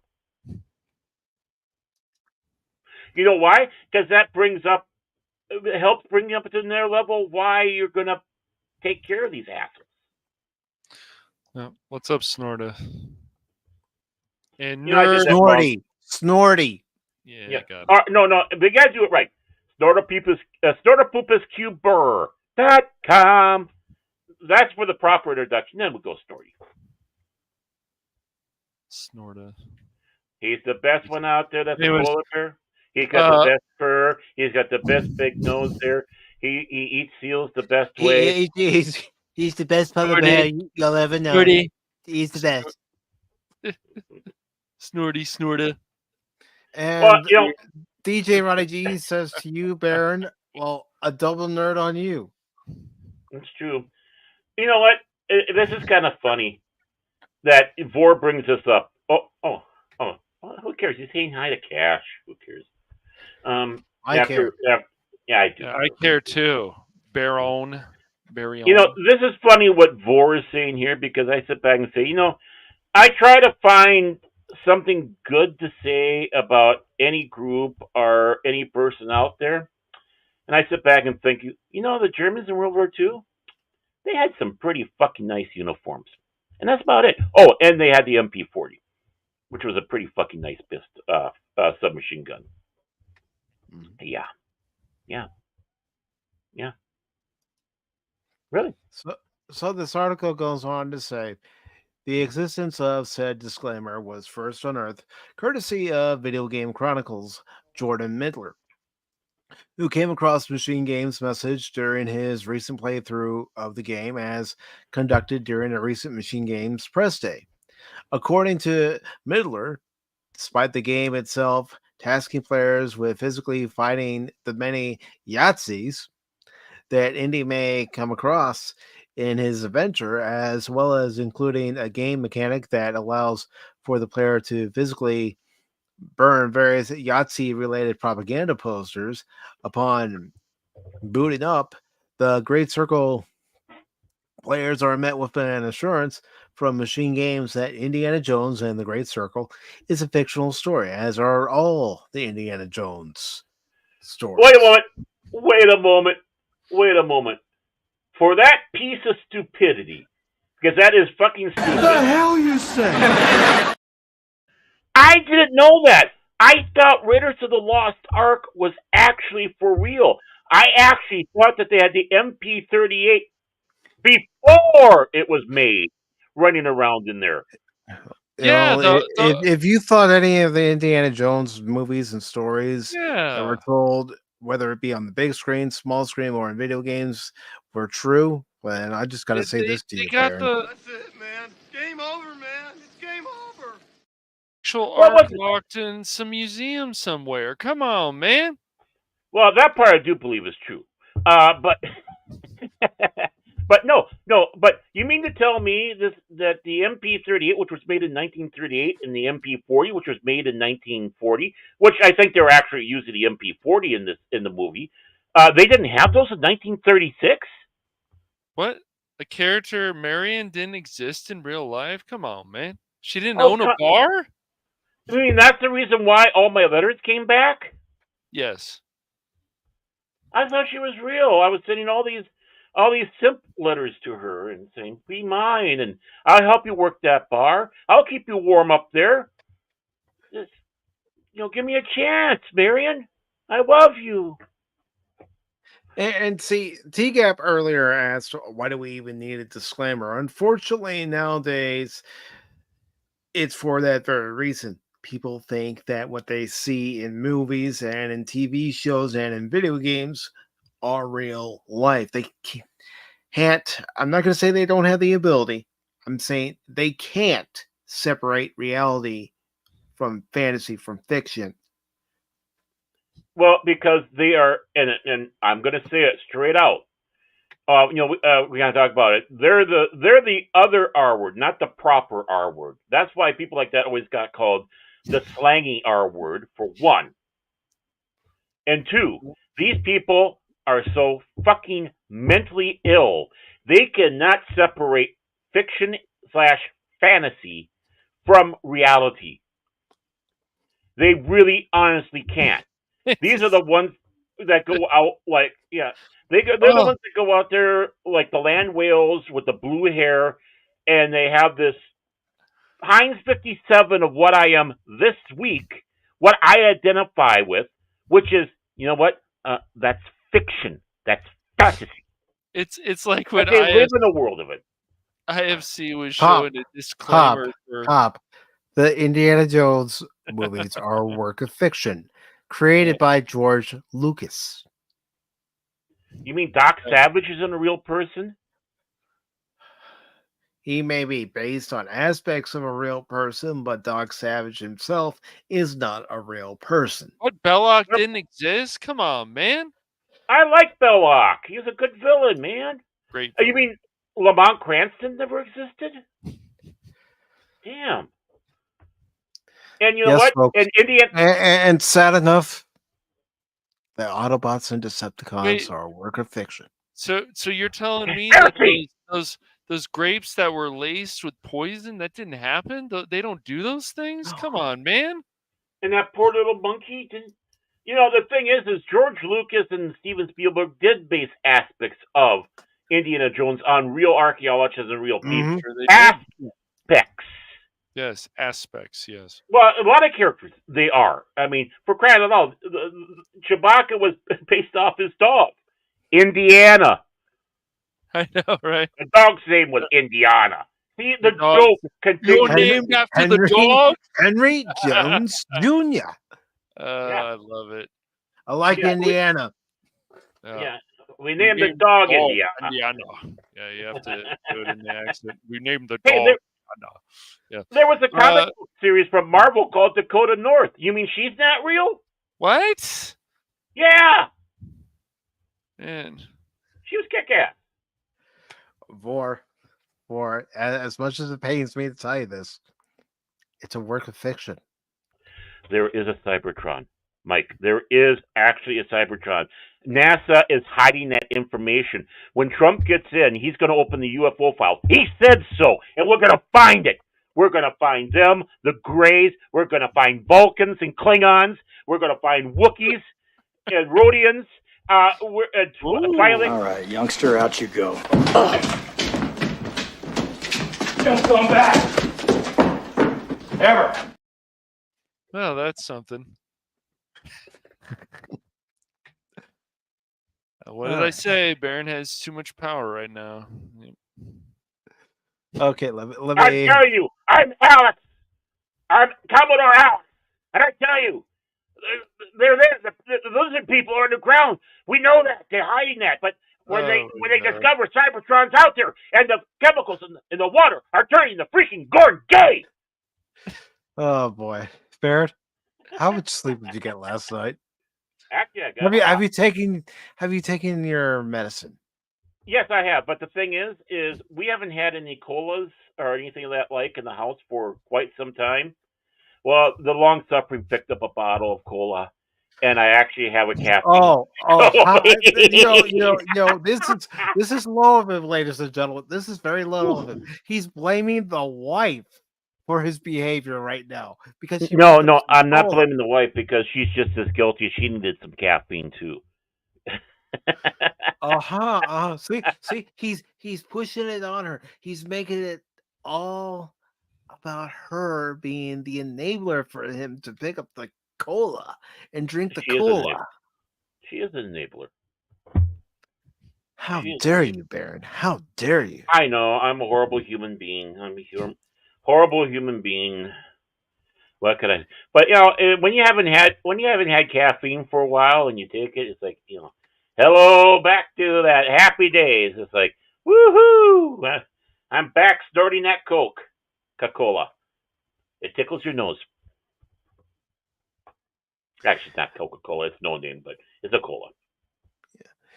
It goes on in this article to say further the statement presumably penned in order to head off the acquisitions of fascist support that would surely have been leveled towards them by the more reactionary and terminally line wing of the American left presents itself when booting up the Great Circle also explains to the more pearl clutching among the game's audience that its story and contents are not intended to and should not be construed in any way to condone, glorify, or endorse the beliefs, ideologies, events, actions, persons, or behavior of the fascist regime, nor any other regimes, or to trivialize any war crimes, genocide, and other crimes against humanity.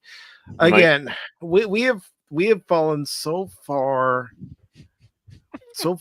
back to where you have to have a disclaimer to explain to the very and I know this is going to sound rude, but the very simple-minded of society that what you're seeing in this game, it's not real, folks. It's like when I saw the disclaimer a while back for Gilligan's Island. I went, "What the hell is this?" I think it was on IFC. I went, "Oh man, I don't know."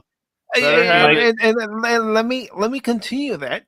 I shouldn't even have to have a disclaimer or any kind of warning for Pop Talk. But early on, there were people that were freaking out because I voiced my opinion. So I put it there. Well, those disclaimers go back to even the 70s or so. I'm sure the network does. Yeah, I mean, network does not condone nor condemn the statements being done by the moron behind the mic. But honestly, jackass, we do not blah blah blah. And I get it, but it's like people should know that this is. Yeah, it shouldn't be there. It shouldn't be there. People should be. Mike, you reading that? You reading that killed mighty precious brain cells in my head. I don't have many left, thank you kindly. But what little I had, well, a good portion of those died. But you read it. You read it, and it caused the implosion inside my head. And I you know what? And here's my olive branch. And I've always said it before. The problem isn't people who are liberal or people who are Democrat or left of center. That is not the problem. Most of these people are great people out there. They want to see a better nation, but they have a belief that there's a different way of getting there. That's what people on the left and the right both agree on. The thing is they have differences in how to get there, right? But they're catering with this statement. They're having to bring this out to the alt left, which I'm sorry to say, far bigger than the alt right now, and far more vocal, right? So I want to call these groups. I don't want them associated with the DNC. I do not want to see them. When I say DNC, I'm talking about the average person. So I don't want to associate with the average Democrat, the average liberal, or left-leaning person out there. Uh, take them out because a lot of these people are, in many ways, Democrat in name only because they're literally socialists, fascists, communists, all across, anarchists, chaos, which doesn't build a damn thing. So we should call this the party of Karens. These are the Karen, or if you really want to associate with them, the Karen wing of the Democrats. But I'm pointing out that olive branch to give them an out to disassociate, and we'll just call them the Karen Party of America because that's all they fucking are. That's why we have to have this. And you know something? It still doesn't work because it involves reading. It involves being able to think. I'm not even saying critically think, just think. To take a breath. But these creatures, and I mean that, I don't care if I insult them or not, because they're not worth anything than that. Because of what they have done to this nation, what they've done to their party, what they are, what they're doing even worldwide. Because this thing is even outside of that, because as they're trying to push themselves in the politics of other nations. These are Karens, and these alert notices never work. They still take companies to court, suing them because they didn't follow the directions and the warning labels. And not only do they take them to court, they win. Like the couple who in California, shocking of shocks, sorry, Cash, shocking of shocks, who sued the cream, what would you call that? So you don't get pregnant, right? Jelly, basically the jelly that you can put inside to not become pregnant, the spermicide. There we go. Yeah. They sued the company because they got pregnant. And why did they get pregnant? They found that it was just too difficult to make up toast and put the jelly on the toast and eat it because they were all hot and ready to go. I wish I was joking. I wish this was a joke. Look it up. It's out there. That's how fucking. And this was back in the 90s. This was back in the 90s. This is when a lot of stuff started to roll pretty good. But it started in the late 80s, but it really manifested itself in the 90s. Yep. And then really when you hit the 2000s, there we go. But you couldn't put the lid back on because it was too late. Right. Yeah, it was too late because you allowed this shit. Any judge worth their salt would have looked at it and go, excuse me, are you the couple? Can you please come to the bench, please? Come up here. This is your case, right? You have here, I got it in paper. Rip, rip, rip, rip. Now get the fuck out of this courtroom before I find you in contempt and you'll be doing 30 fucking days. Get out. Well, I always refer to the woman who sued McDonald's when she got hot coffee. And she precariously put it between her legs and it spilled on her. Hey, at least she had one hot cooch. Couldn't deny that. Well, it's crazy because they told her this is hot. And she does this stuff anyways. It's like, really? Right. Well, whenever somebody hands something hot to you, usually what they say to you is, be careful, this is hot. But Mike, you don't understand the context to this case. The coffee was actually hotter than it should have been, and that's the reason why they were giving her coffee that was hotter than what was allowed to be given out there. So that's why they deserve to take the whole fucking company down and have her and give her billions of dollars. Don't you understand that, Mike? Come on, Mike. You just don't understand people. You don't care. No, you want to know what I understand? Common sense. Exactly. I know that's gone by the wayside. A lot of it. I still understand common sense. If common sense tells you not to do something, don't do it. Right. That's right. Exactly. You're absolutely right. Did you ever hear the thing that Paul Harvey said back in 65, 60, 64, 65. No, I. Let's see if I can find this here. Okay, there it is. Do we have that? I don't want to. Okay, I loved Paul Harvey. You can go ahead and share your screen, then I'll just share the story once. Oh yeah. Okay, I'll share this screen. I'll read it. I think it deserves to be reading. I'll try to do the best we can. So share the screen. Boom. Now this is from 1964, I believe, or 5. Where are you? There you are. Share. Boom. Okay. I tried to add it and then accidentally took it. Okay, so this actually this is from Illinois, 1963.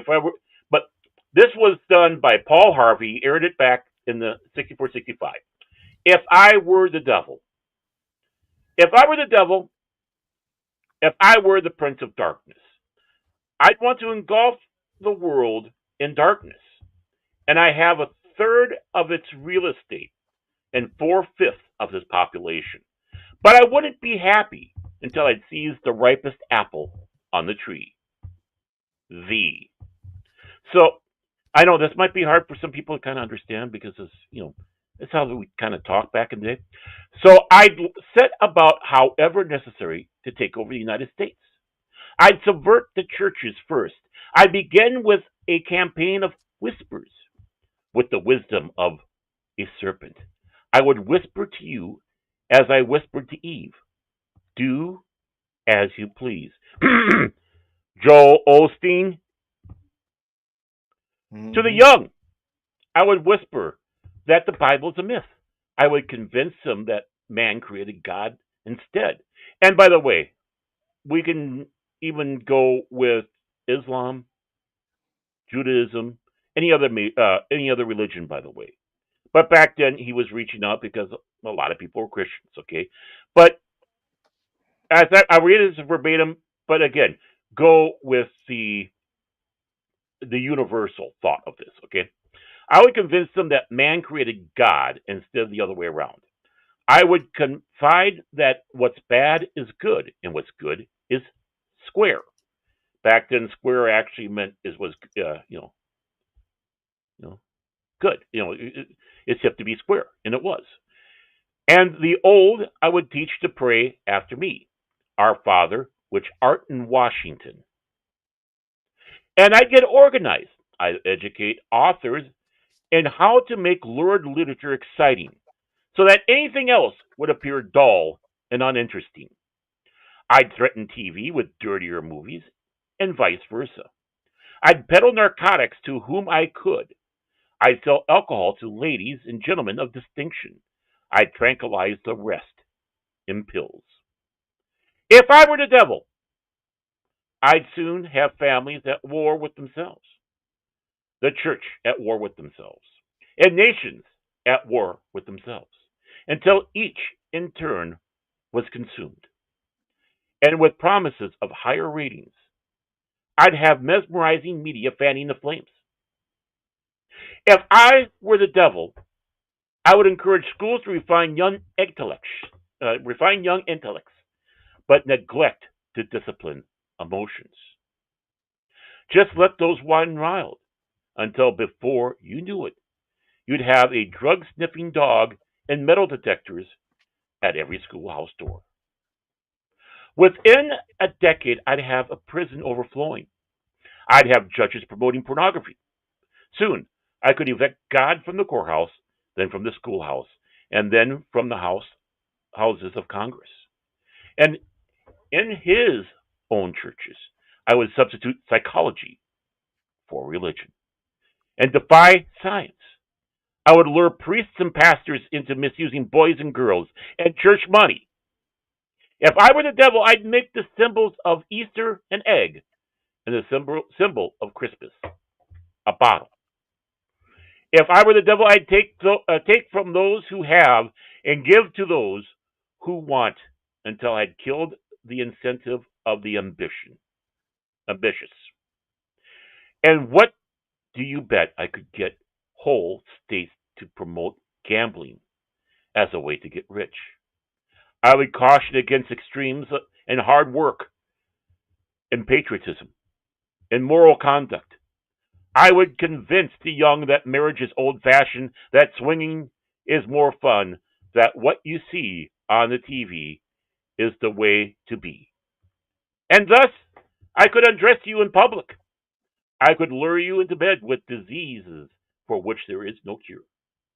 In other words, if I were the devil, I'd just keep right on doing what he's doing. Paul Harvey, good day. And I've heard this. I've heard people recite this many times. And how prophetic a lot of this is, especially with what's going on now. How much did he say 50 plus years ago? No, 50 years ago. Oh, God. No, sorry. 60 years ago. How much is true?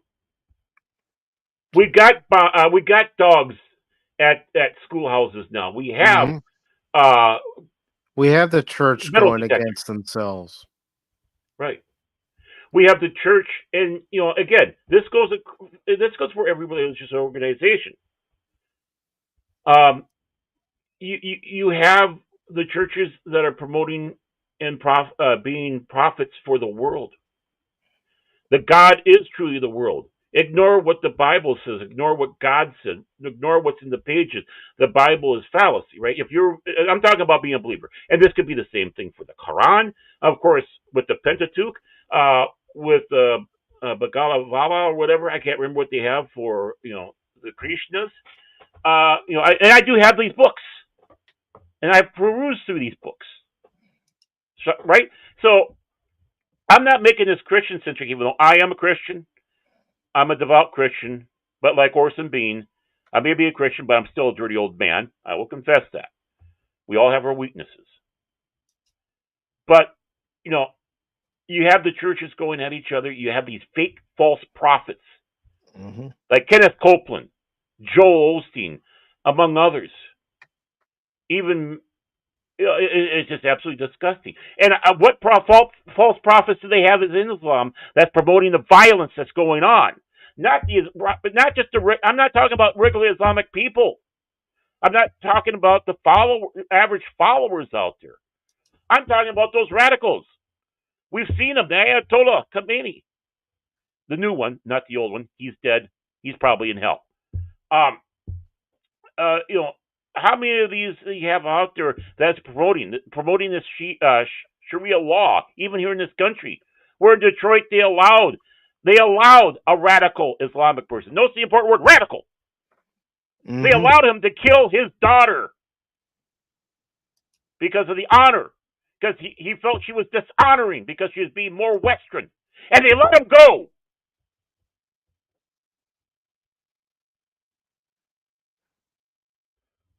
How much of this is happening now? Too much of it. You know what? All of this.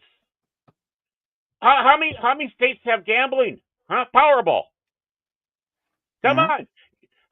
Drop all that money into the lottery, and you'll get and the lottery is up to $540 million now. Come on.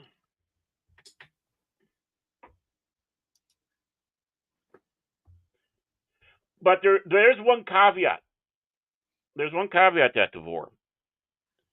We don't know which order fully the Quran was written.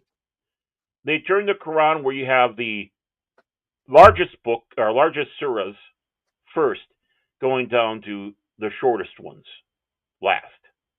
Not in chronological order, which sometimes is confusing for them because, yes, he might be starting out with the saber rattling, and then as it goes along, you have the less saber rattling. As one person sat back and said, who is a Muslim? They need to have their Martin Luther. We just celebrated Reformation Day on the 31st. All Hallowed Eve. They need their own. But, okay, look at the pills. We're filled with people, doctors, that are Dr. Feelgoods now. Look at all the advertisements, the pharma ads on the TV. Listen to what RFK Jr. is saying. He is absolutely freaking right.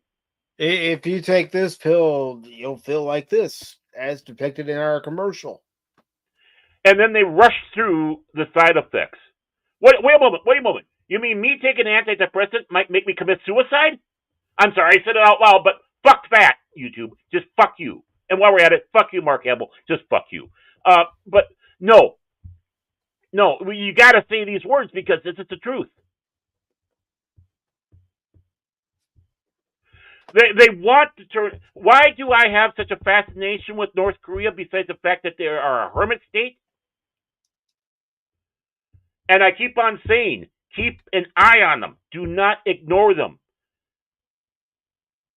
10,900 soldiers in Russia. These soldiers are not there to be frontline. Face the depressed. When absolute bullshit when they're talking about this. Because, Putin's losing the war. He is not losing the war. But he is not advancing. He doesn't want to. He got what he wanted. He's just defending it now. At least one thing can be said about it. At least he's a man of honor in that area. Quit poking him. He might decide, okay, fuck that. I'm taking all of you. Yeah. These soldiers are there to learn how to speak Russian and other languages. They are there to learn how to deal with the West because they've been in a hermit kingdom. And fat little Cartman over there knows that. So they're learning these techniques now, how to communicate with their new ally. They have now entered into an axis much like NATO. You attack one, you attack all. Which will embolden... And that's dangerous. Right. Which will give little Kimmy boy down there more emboldening to rattle the sabers, and it doesn't matter. He might do something that will trigger with South Korea, because right now South Korea is scared as shit, and properly so. And anybody out there should be. Because if little fat man starts something and there's retaliation, Putin and Xi will be coming in because Xi wants to have that buffer. Putin, I don't think he doesn't. Yeah.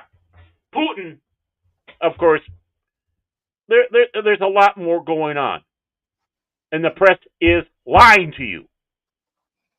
I am not praising Putin. I'm not praising Kim. I'm not praising Xi. I'm giving a warning, just like Churchill gave a warning. Just like many others gave warnings.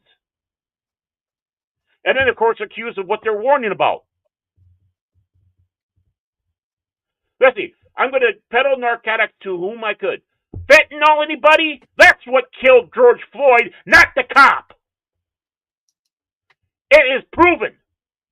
But because of that, we had these riots. Fuck you, Tim Walz. And before anybody goes after Barron, understand that he lives in the state those riots occurred in. I live in Minnesota. These areas that got burned down, I peruse through constantly because there are great bookstores. They burned down the second oldest privately owned science fiction fucking bookstore in the nation, Uncle Hugo's, and their mystery store that they have part of that, Uncle Edgar's. They have great little restaurants down there. Heck, they have the Norwegian shop down there, Ingelbritsen. And as a Norwegian, you know where I'm going to go. Thankfully, they didn't get burned down. But you had the police house get burned down. Let's pull the cops out instead of protecting it. Oh my, where did they start getting all these weapons from? Gee, I wonder. I know that area well, and I saw it burn, and I cried. I saw these black-owned businesses burned to the ground by people that saved up their pensions to get their dream. The one guy, black firefighter. Own business. Yeah, a black guy who wanted to have a liquor store. You see the pictures and the pictures when this burned down. You see Minnehaha or whatever there. That's his store. I've never been there, but I drove by it many times. But a black man who took his firefighting pension and bought the place, hired people on, and it goes up in flames.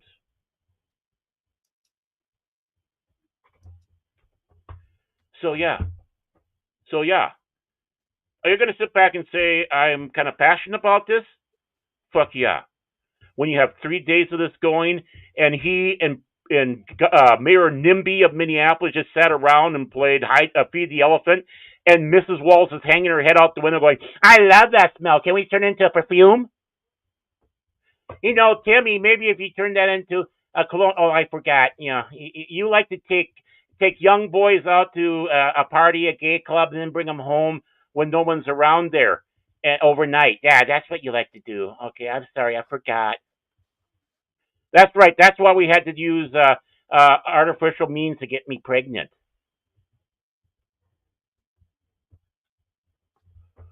Yeah, I'm going to besmirch every fucking one of them because I lived the fucking nightmare here, folks. I've seen the fucking nightmare. I'm glad I live outside it, but I used to live closer, and I love these areas. I love the town, and I will never set foot in there as it is now, and it hurts me to say that. You're a proud resident of Minnesota, Baron. Everybody should have passion and concern about the areas that they live in. You know, I joke about it. About, you know, my Minnesota and try to bring out things. But the thing is, yeah, there is pride. Yeah, Bobby Zimmerman going out and making it big as Bob Dylan. Francis Gum going out there and making it popular. And a little movie called Wizard of Oz. You might have heard of it. That Mrs. C went to Happy Days. Yeah, Marion Ross. Area. Yeah, Marion Ross. But I'm just going with the character because it's kind of fun to do that. But, you know, she came from Albert Lee. Von Helsing in the original Dracula. He came from around where I live. The movies they filmed here. Jingle All the Way. Love Story. Yeah, they did. Well, it was called Dairy Queen, but they changed the name to what? Pretty Little Liars?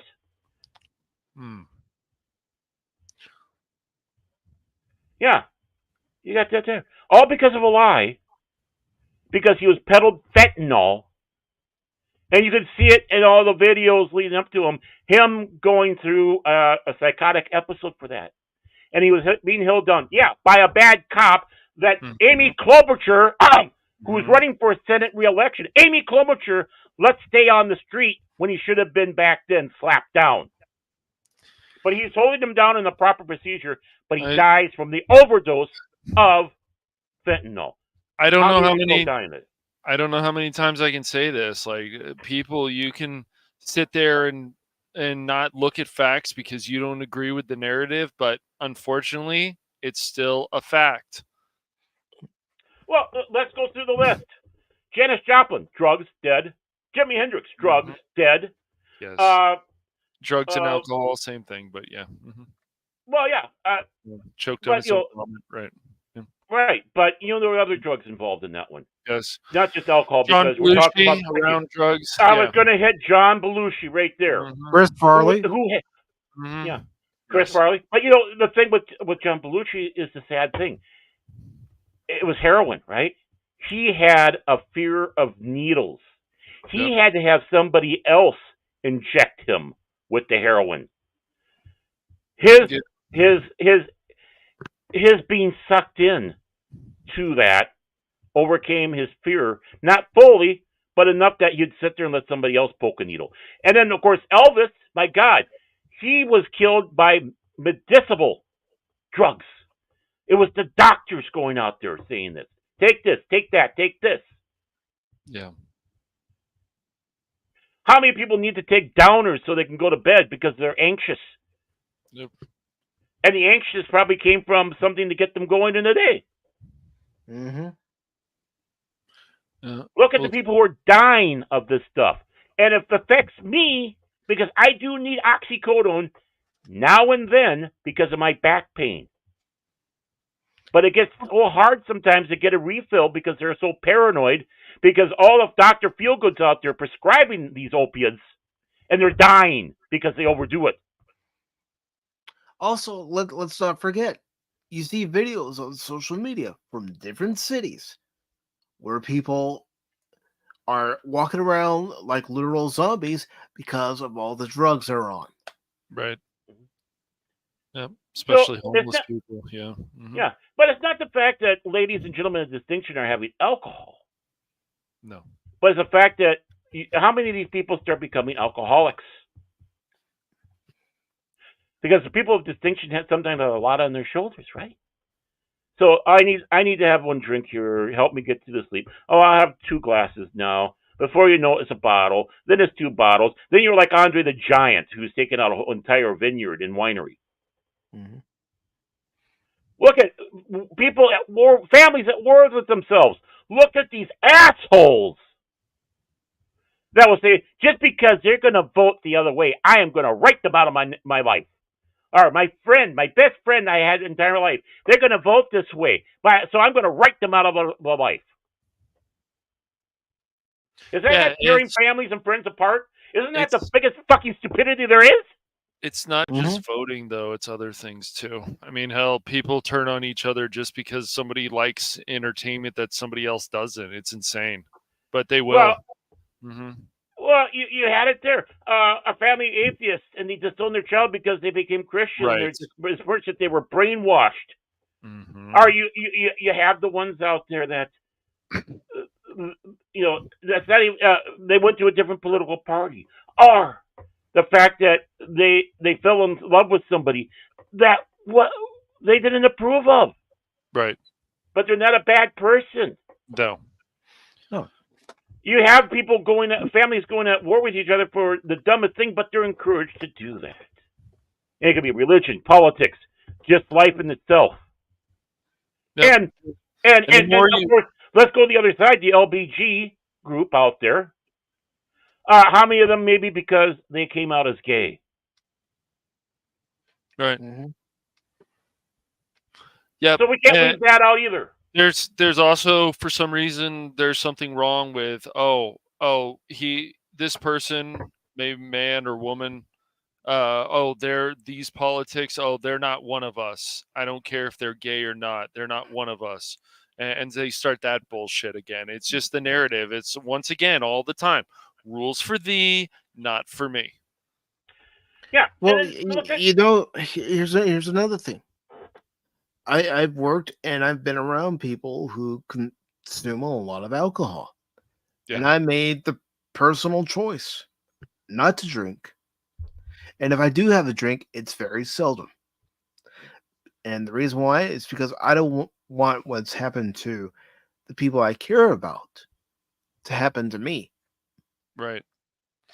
Right. And I'm in the same boat as you, Mike, except I'm a little bit more different. I do drink, but not excessively, because I don't want to fall in that trap. And most likely, I'm going out to drink something because I like the flavor and everything. Like single malt whiskey, you're getting the smell, you're getting the drink, the afterburn after, and how the aftertaste and how that all complements each other. Right? I'm not going to guzzle it down. You just don't do that with single malt whiskey, my friend. Or with a beer. Right. Or a beer. Okay, yeah, sure. Put me in the Chin Beards soy group, but I like the craft beers. Why? Well, they're just fucking better. I'm just tired of IPAs everywhere. It's like, come on, get a little more original. Can we start having more bitter out there beers like they have in England? Can we have a little bit more like this? Can we take a step back from IPAs? Not that I hate IPAs, don't get me wrong. But I like to have something that has more of a substance to it than the fact of alcohol. I don't want to be the person that's going out there and leaving twofers on the side of the road of empty cans of light beer because they don't like to taste the beer. They just want to get drunk.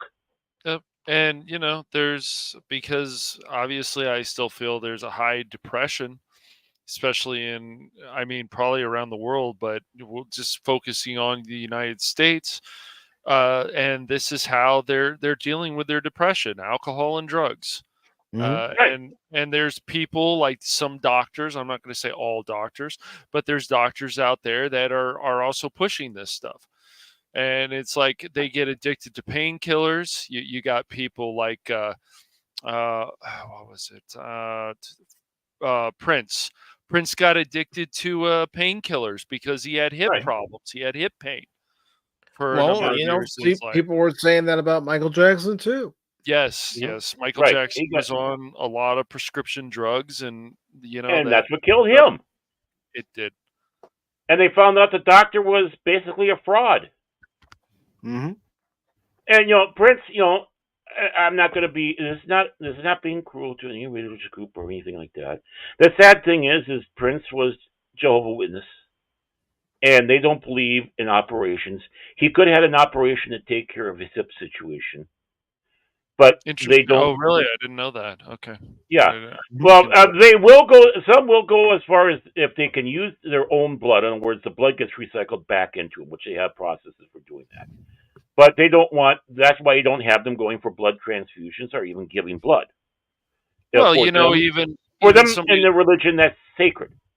Even somebody like Steve Jobs probably could have saved himself, but he decided to go with this experimental treatment that he thought was better instead of going with other things. Well, he was going with the Eastern religion stuff that he was believing in. So he was going that way. Mm-hmm. You know what? And the big thing is he has the freedom to do so, whether we agree with it or not. He does. He and Prince and Michael Jackson and all the others have the right to go in that direction. They do. As long as it's legal. As long as it's legal. Exactly. Right? And Prince broke no laws, but unfortunately, he broke his life. Yep.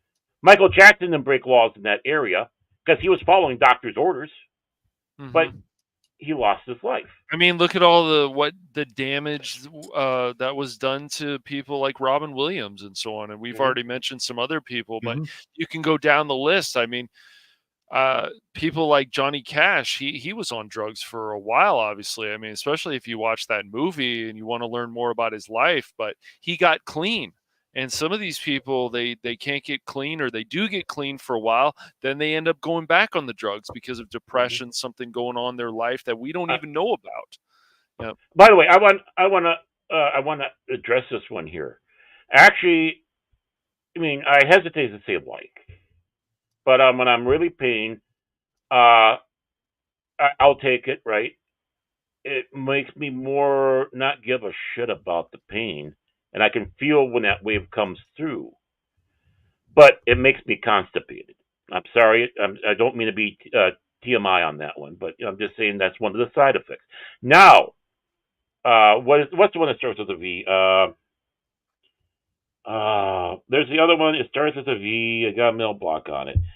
And that one's supposed to make you sleepy, just like oxycodone, the same thing. Oxycodone can make you go sleepy. Back in the day, I used to drop and take naps at a drop of a hat because of, the gabapentin, methylcarbamol. At that time, I was taking more oxycodone because I'm coming off operations and stuff like that. Hold on, Bear. What? Red already took care of it. Woohoo! Good job. I should have Rumble Up. I don't know why I don't, because I'm an idiot. But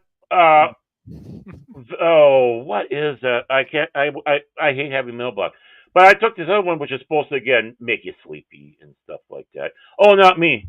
I took the stuff, and it was like a squirrel, right? A squirrel who was drinking Red Bull all day, and then pushed his nose into a bunch of speed, and then ran to a fucking transformer and blew himself up and took power out of the whole neighborhood. That's what it did to me. Vicodin, thank you so much, Paddle Wannabe. Thank you so much.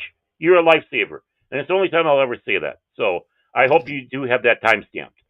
But yeah, Vicodin. Yeah, Vicodin. And I took that, and it gave that. I mean, my heart was racing mad, all that stuff. And I'll tell that to the people. It's like they say, "What you have any allergies?" And it's like, "Well, not really an allergy. I know they got Vicodin down as an allergy, but it's more of a reaction." I guess I shouldn't have to say that, but I'm funny that way. And I tell them the side effect it gives me, and they, "Oh yeah, that's kind of weird," but we do have cases of that happening. So I'm one of those that goes under that small amount that Vicodin does. But yeah, I agree with you there. With was it Adamas? Yeah, I refuse to pop in my can. I refuse. I mean, there was, like I said earlier in the day when I was in, after the operations and such, and so much pain. Yeah, I took a little more as prescribed, as prescribed. Right. Because like Mike, I've seen too many people in my family that I cared and loved about that were in some way and fashion addicted to drugs, alcohol, or both.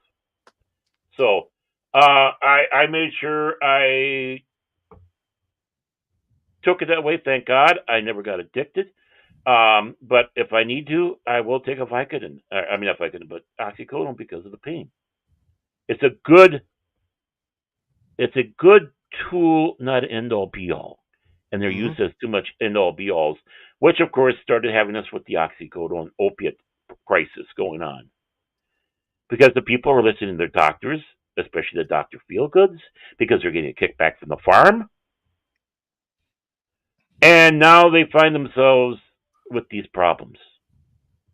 The addiction, the constipation, and then the worst thing of all, the stuff not working anymore, but they still need to take it. As it destroys their body. So there's that one thing that Paul Harvey said, right there, boom. Mm-hmm. We got that. And when you're talking about, with the entertainment, how much have we bitched about exactly what he said about that? Why are you turning this into, why are you putting all these cuss words in Star Trek? They don't need to be there. Or even Star Wars. Right? Why are you encouraging all this titillation on there? Especially stuff that doesn't need to be. Look at the prison problem we have. Yeah. And like I said, Padawan, it's because I've been around people, I've worked around people who had an alcohol problem, and I told myself, don't let yourself get to that point. Oh yeah, we worked with I worked with an alcoholic. I mean, I really liked the guy, and unfortunately, he's not with it anymore. I think he died of a heart attack. I think that's what I was told. I was talking about the old days. But his girlfriend was pissed off at him because he got pulled over for DUI, and now she's got to wear the basically the drunk license. There was I can't remember what the actual name, the nickname that was given to it, but. So she's got to go around, and of course, before, if you had those on, the cop could pull you over anytime. And it's not her that did the crime. But no, we have to, because, you're living with the guy in case he might go out there and be driving, and then they can force her to go through all that stuff for nothing. For no crime she committed. They took that away, thank God, that National Socialist attitude. But he got it. He got his license taken away. He still drove.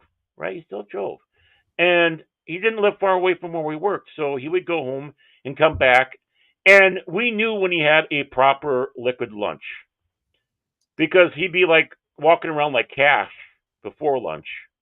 And then he'd come home and it was like, happy, happy, joy, joy. And we look at each other and go, yep. Yeah. I'm he not had a liquid lunch.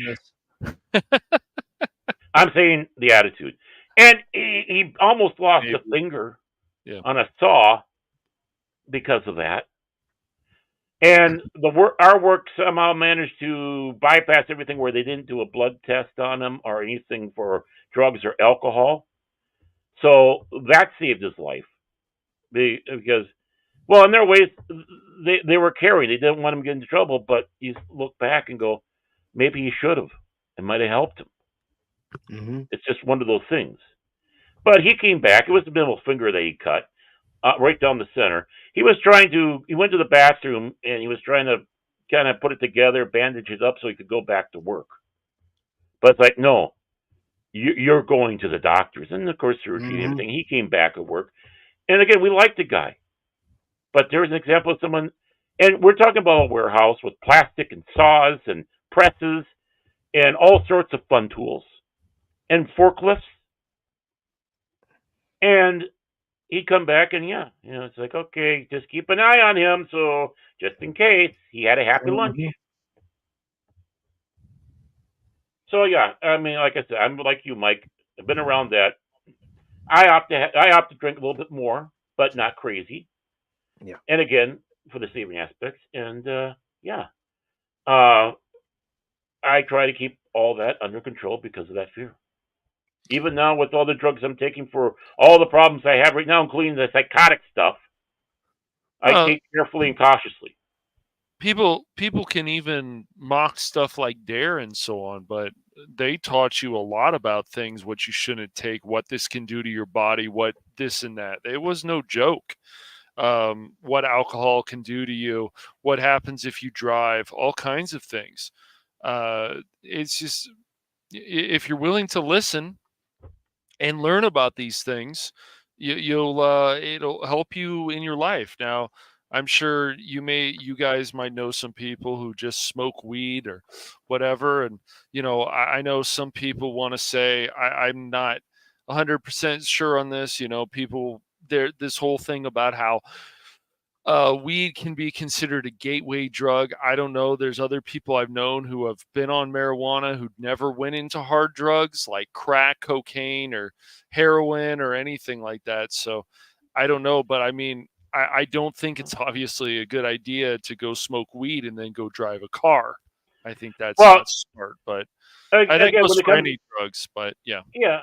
Well, what you're just sitting back saying right there, it depends on the person. Some people is a that's gateway, right. some people it's not. Mhm. And when it comes around to doing the geef and then driving, hell no. You are incapacitated. Right. You are under the influence. Just like Exactly. if I drank down about 3 pitchers Yes, till I I got agree. in the No. car. The same fucking thing. And Mhm. DUI is driving under the influence, not while intoxicated. So I don't. If you're smoking geef, I don't want you in the car smoking the geef. I don't want you to smoking geef someplace and then getting in the car right away. Right. Be responsible like people who drink alcohol should be responsible. Designated drivers, or just do it at home and stay at home, or go to a friend's place and just stay there. Right? No, I Go ahead, agree. do your geef, but treat it just like alcohol because you know what, guys? That's right. The same fucking thing. You're incapacitated. It might be different, a different way of doing it, but you're still just like doing too much oxycodone. You take oxycodone, maybe you take 2 of those pills, and then you go out there. They tell you not to do that because, well, it impairs your driving. Oh yeah, it can impair you. I never drove when I took oxycodone, or when I do. So no, I'm not just pointing you guys out. No. Those that do geef, I'm saying, go ahead. And I don't think I've been shy about this. I've never took marijuana, the geef. It's I never all right. took it until I think last year. Mm-hmm. And this is off my doctor, my pain doctor. Right. Kind of got my therapist a little concerned until I explained it to him. Then he understood, because there's people that try to do that with mental issues, and again, it can vary from person to person. Again, we're not all cookie cutters, right? Right. Let's leave it at that. Right. But to try to not have me rely on opiates when I have bad times, she recommend. Well, she was trying to get me on medicinal marijuana, all that stuff, but the laws changed. I don't need that, and that stuff's too fucking expensive, anyways. But there are legitimate people out there. You have the gummies, right? Took my gummies, and yeah, I have smoked it. I'll be, you know what? And this is my confession here. I'm not entirely thrilled with it. The gummies did affect because I started getting that same feeling I got with the oxycodone. After a while, you don't fucking care, and you can feel it when it starts hitting you. Same thing with if you smoke in the keef. But really, in all, no. I mean, I haven't had any of that stuff for a while now. I'm completely out. But again, it's using for medicinal purposes, not to goof around, and done rarely, only when I need to. And I've always said that about my belief with marijuana. There is uses for that medicinally, and they should be looked in there. But the thing is what hurt is you got the potheads out there jumping in and trying to use this as an excuse so they can go out there and just get drunk and stupid, Or stoned and stupid, I should say. My apologies. Yeah. And that's what hurt that movement. And I always sat back and said that. But now that we got it legal, a lot of states have it legal. I just plead, please, don't drive. Take the bus, take a taxi, have a friend drive. That's right. Or just stay home, because it's just as bad as driving drunk, or driving on oxycodone, or driving on crack, or driving on cocaine, or any other stuff out there. You driving with very little sleep too. That's dangerous. Oh yeah. In fact, they say that is the biggest danger on the road than being under the influence. Yes, it is dangerous. People work too hard sometimes.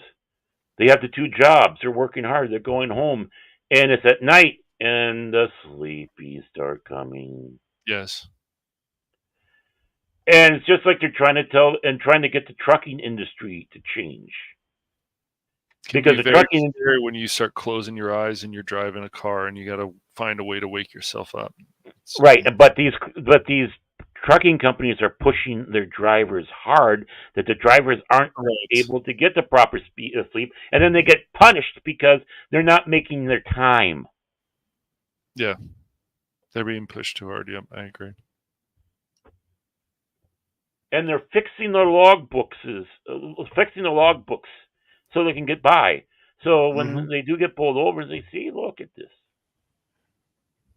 And you know what else? With that pressure happens, you start seeing these truck drivers having a little drink, which happened to my uncle because he was a truck driver. He drove a green Optimus Prime, and also starts going to drugs, speed, stuff like that, the little white pills. And there we go. What's the devil doing? He's making us have to do that to get our cheap goods from China.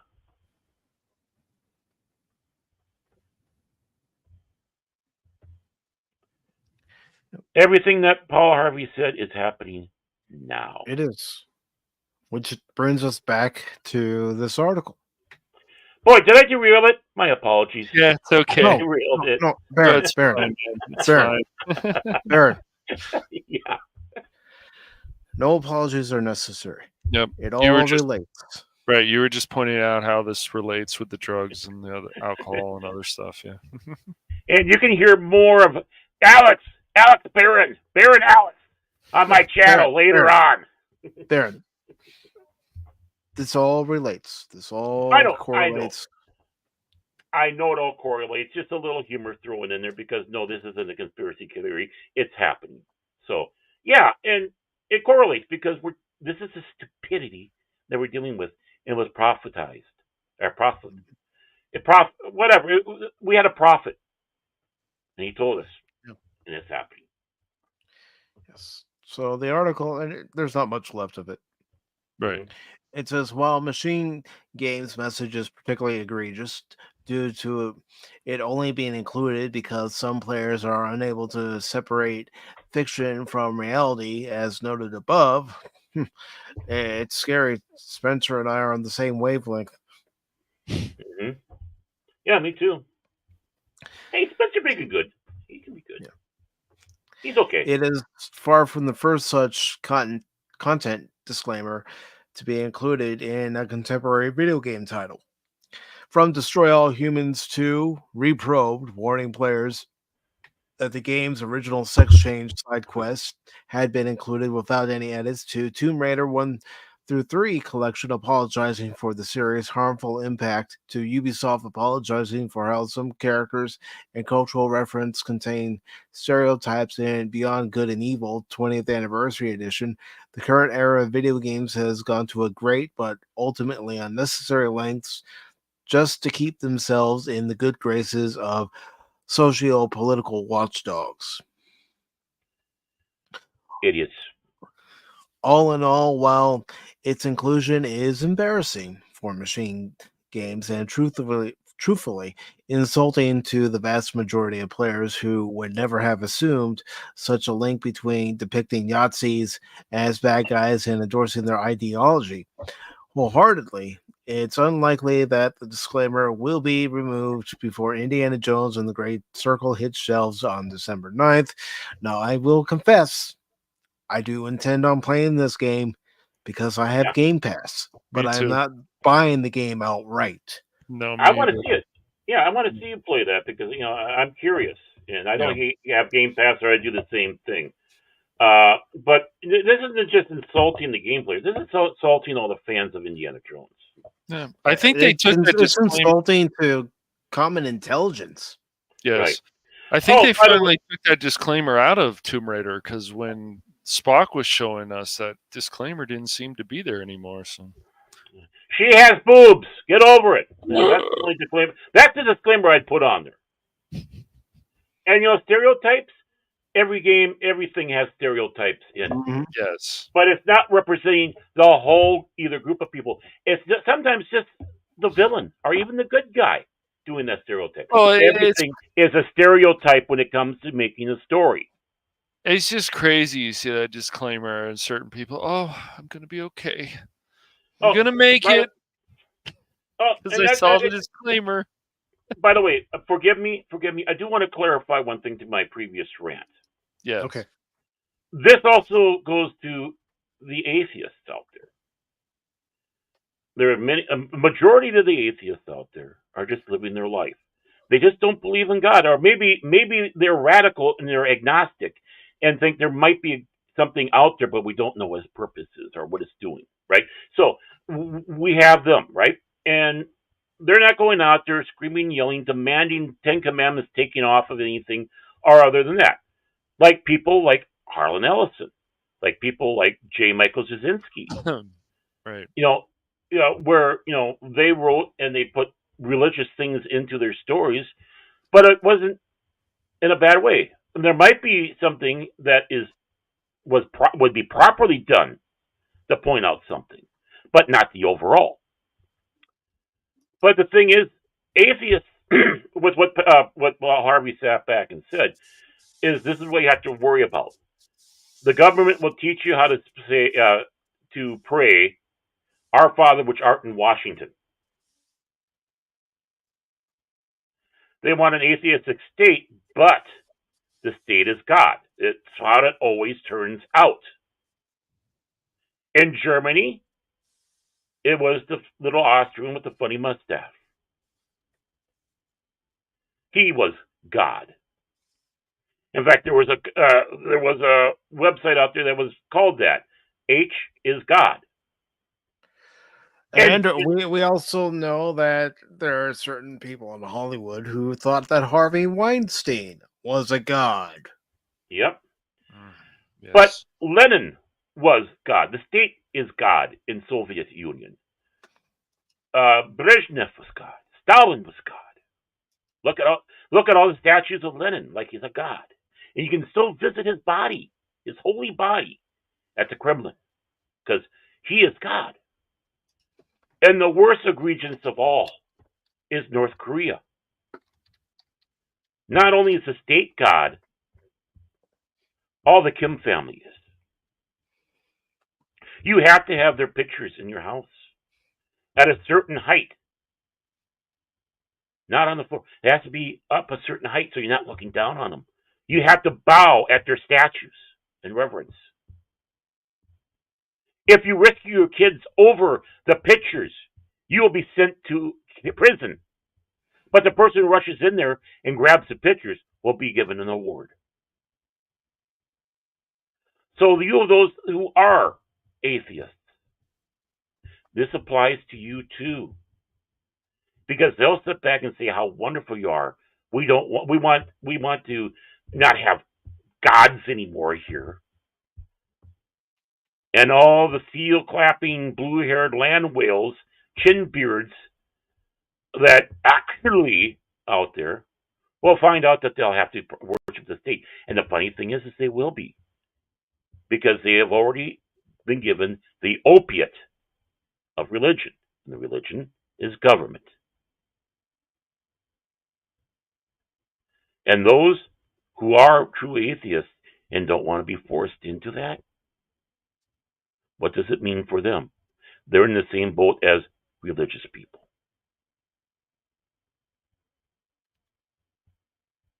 I'm an equal opportunity warner. Again, I don't care. I mean, religiously, I do care. I want everybody to be saved and go to heaven, right? But on the other level, I don't care. I don't want you to get hurt. Mm-hmm. You have a different belief or an outlook in life than I do. I don't care if you don't believe in God, or if you do believe there's something out there. But what is it? What's it about? I want to make sure you're safe in this nation, as much as the Missouri Synod Lutherans, as much as the Roman Catholics, as much as the Shiites and Sunnis, and the other different branches of Islam that you have out there. I want you safe as long as you're not hurting anybody. Yeah, go ahead, prophetize. Go out there and try to convert it. It won't happen. But try to convert me, and that's fine. Let's have a nice conversation. That's all I ask. Mm-hmm. That's what we need. And that's what they're afraid of. They don't want that.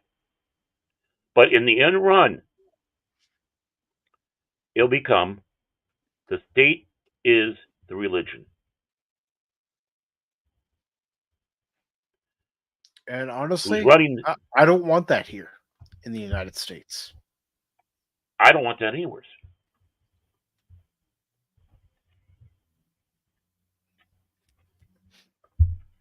That is the thing. So even atheists, I'm talking about the real one, the real people, you're in danger. What is this? A Christian fighting for me? Hell yeah! You're my family. You're in our house. Why would I tell you to get the hell out? Just because we disagree on something. I love you. Because we're family. I will defend you to my death. As a Christian, I will do that for an atheist. I will do that for a Hindu. I will do that for a Muslim. I'd even do it for a Baptist. I'll fight for anyone, even if they don't agree with me. Right. I'll do that for a Democrat. I'll do that for a Republican. I'll do that for an independent, like me, constitutional conservative. I'd do that for a libertarian, a Green Party, even the Socialist Workers Party they have here.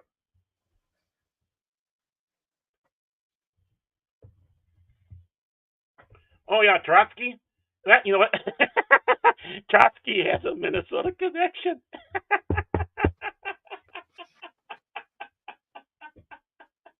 I don't know if you want to hear it or not.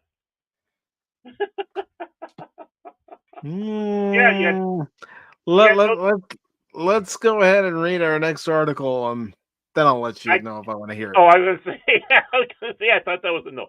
But yeah, you had those that followed Stalin, and you had the Trotskyists. You had that division. You had that big religious war of government. But yeah, go to the next story. I took over the show now. Oh my God, what the hell is that? Baron. What the hell is that? Where's my flamethrower? This is the CEO of Sweet Baby Inc., the very company that has been ruining some of our favorite games. How the hell can something like that be associated with anything called sweet and baby at the same time? That's not what I think of when I think of Sweet Baby. And before I start reading the article, I want to say hello to old man who says Trotsky was God to many, but he died on the run. Down in Mexico. All right, so this article was posted on Fandom Pulse on the 28th. It's by John F. Trent. It says, Sweet Baby Inc. CEO Kim Belair describes Super Mario Brothers villain Bowser as bondage daddy. Yeah. This I don't know what the hell it is. I'm going to say neutral on this. This thing has issues. Sweet Baby Inc. CEO Kim Belair once described Super Mario Brothers villain Bowser as a bondage daddy.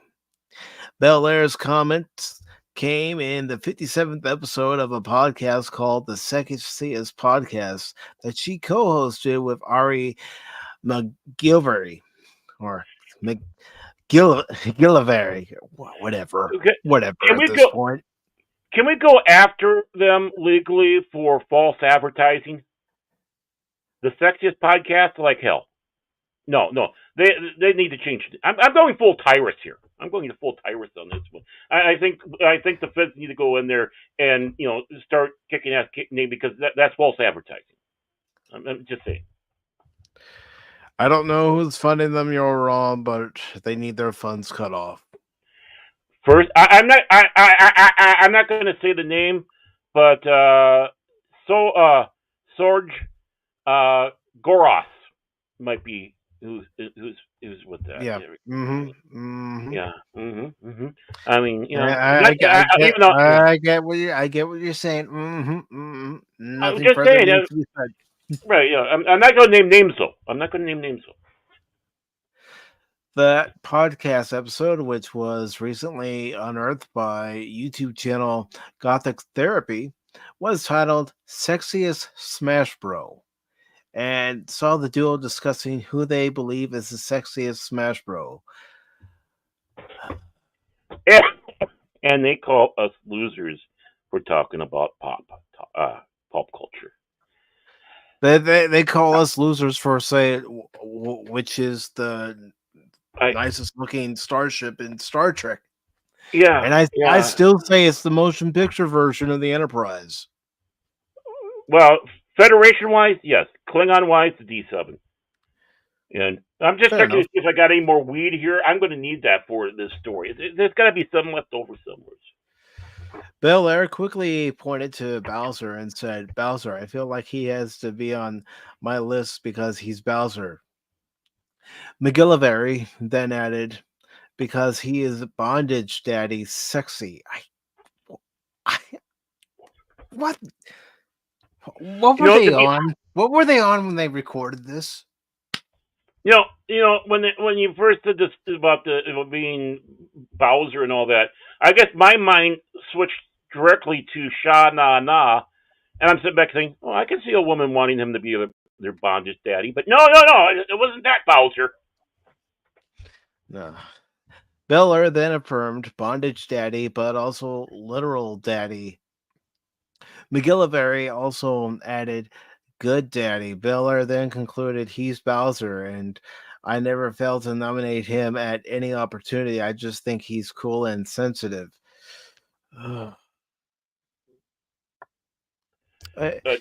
Maybe I'm speaking on a personal bias on this, but this makes Pop Talk look not so bad, right? This is making Pop Talk look like a Pulitzer Prize. Oh, by the way, right now, I can't drive a car. It is because of shit like this. I had a little left. Now it's time for Baron to go really nuts. McGillivary then brought up Bowser Day, to which Belair explained that it is, and then proceeded to say Bowser Day was calling my bluff.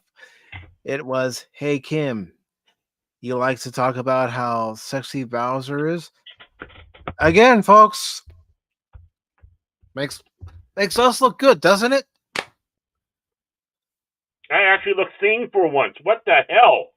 This is ruining my reputation. I'm going to call my lawyer. This is absolutely sick. I mean, they're taking my weirdness away, and I feel violated. I really do. These I don't know. These things are ruining me. They're insulting me. They're appropriating my stuff, man. Hey Kim, you like to talk about how sexy Bowser is? That's kind of a fun thing that you do. Would you like to see it literally play it out for you? Oh gosh, playing out their fantasies. Oh jeez, Lord help us. This is stuff that actually make atheists pray to God. If there's one thing that can convert an atheist, I think, is this shit. Just saying. Then they go on to say, do you want piles and piles of very naked, very fallacy, very hardcore bondage, Bowser? Here it is. Okay, I'm not reading any more of this crap.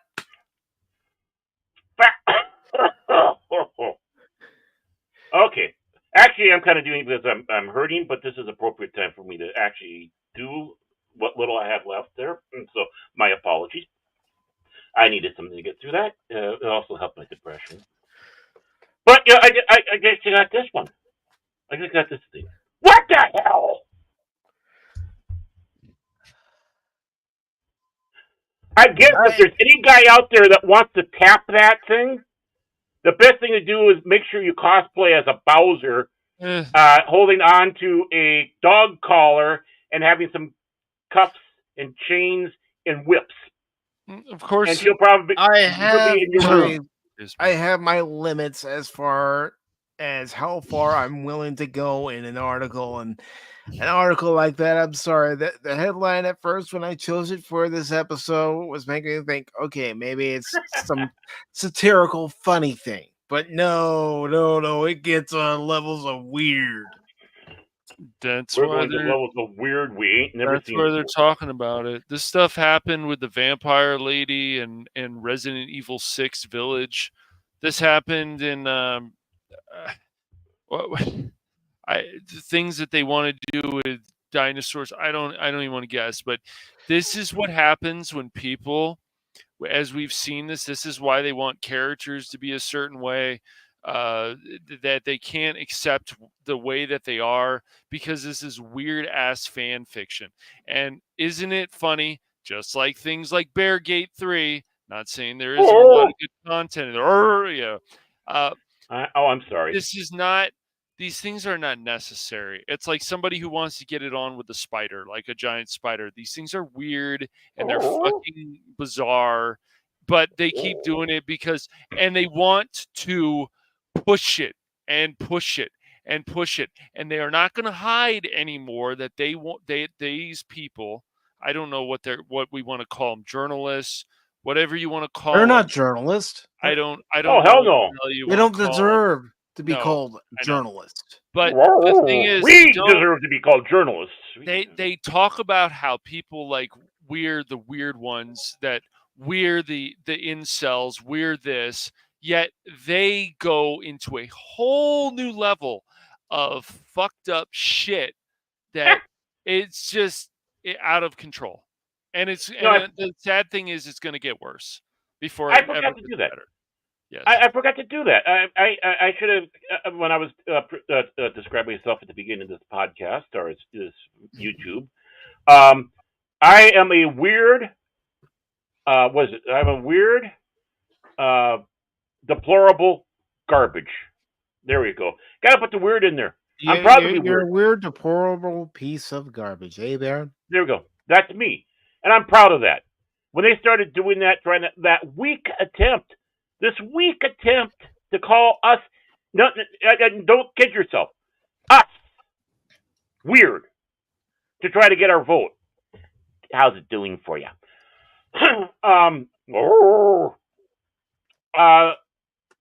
It's like, you are the ones calling us weird? When you got this shit out there? Yep. And then there's other people who will defend this and say, oh, well, that's just no, they want people to know this because because these are attention whores. These are people who need attention. They're narcissists. That's why they say these things. They want people everywhere to know what this is, and they want to hopefully encourage more people to talk about this crap too. The thing is, for many, many years, nobody said, hey, you know what? I think that if you think about it, Bowser is a bondage daddy, and you're like, sexy bondage daddy, or something. You're like, what? Excuse me? What the fuck are you talking about? Well, wouldn't Donkey Kong be the same thing? He keeps on, grabbing and tying up and keeping there, so poor old Mario has to work. So, I mean, my God, What's going on while they're doing cutscenes? There's something going on. It's like. Well, I mean, are people going to start saying the same thing about Shredder when he kidnapped April in the '87 cartoon series? Oh, you got this action. This is just weird, bizarre crap. Mike, I think they did have stuff like that out there. You got these weird people, and they have forced sex fantasies. There, see how I skirted that one? Forced sex fantasies. They look at these bad guys in these things, and then they start fantasizing. They want that done to them. And this Kimmy, who's or whoever it was that was talking about Bowser and all that, and was it Soretsom? He goes, they're failures and they're getting funded and they're going to run out of money. Well, when it happens, they'll be living in the back street and they're going to find out there's going to be a Bowser there doing the forced sex thing, either that or so they can get $10. Yep. Yeah. That's why these people want to have their way, so they can change Zelda, change Link, change all this kind of stuff, because it's once again their crazy ass fan fiction that just doesn't even relate to the property, but they want these things to happen because they need it. Cash. Honestly, we are beyond fanfic with. Oh, I know. We're going. We're reality. We're going into a completely different area with this. I know. No, what we're looking at is full-fledged, right on psychosis. Yeah, this is psychosis. They are psychotic. Yes, I this know. should worry you. Yeah, yes. I mean, I'm not kidding. I'm not kidding. If there's anybody out there who's watching this and you want to tap that, go and cosplay as Bowser. Make sure you have the cuffs, the whips, the dog collar. And you go up there and going, "Hey, baby." And you'll get her. You don't even have to take off your costume. Do you think I'm joking? I am not joking, Cash. I hear you laughing. I know you're not joking. It's still funny the way you're making light of all this. I know that's why I was keeping quiet. I know you're not joking. Oh man! Well, still the way you. I know, but the bad if thing if you could see my facial expression. Oh my gosh! It's just yes. No, the thing is it sounds silly, and you laugh at it, but then it comes down to and then it comes to the backside. This is absolutely a reality. It sounds silly, but the problem is that this dumbass fan fiction, this sexualized fan fiction, has become a reality in the properties, which is horrible. Some of it has, not all of it, but some of it has. And what's going to happen is the con will be over. It'll be 3 days later. She's still tied to the bed, naked. All her belongings are gone, all her money, and she's going, "Hello, are you still here? Are we done? Hey, is there anybody there?" All because he made sure he put the super duper "please do not disturb" sign on there. And it's the do not disturb sign that has the guy with the whip over the woman. And it's like, oh yeah, we know what's going on there. We're not going in there. Mm-hmm. Yeah, well, on another topic, let's go ahead and take a look at the weekend box office. Yay! We're in its second week in release. Venom: The Last Dance made $26.1 million. Ouch! Is it really only the second week? It seems like longer. Wow. Yeah, it's only its second week in release. Honestly, it seems like it's been like 3 weeks. It's made more internationally than it has domestically. See that? I'm not surprised, really. I haven't even seen the second one. I've only seen the first. I like the first. First one's but 310 worldwide is not bad. Everything is not bad. But for the American side, their numbers suck. Not so good. And The Wild Robot has $269 million. It's done well for itself. Enjoyable film. Yeah. And for this week, it made $7.6 million. Smile 2, which started off at number 1 just 3 weeks ago, brought in 6.8 million. And it currently has a worldwide total of 109 million. You notice that the domestic and international are very close to each other. Mm-hmm. Yes, they are. I find that interesting. Yeah. Let's see. Conclave, that made 15 million. And this is the first week? Yes. And they were only in 1,000. I believe. Okay, so they have no international on this, and only 1,000. It's been in release for 9 days, so 1 week. So they don't even have that in many theaters. No.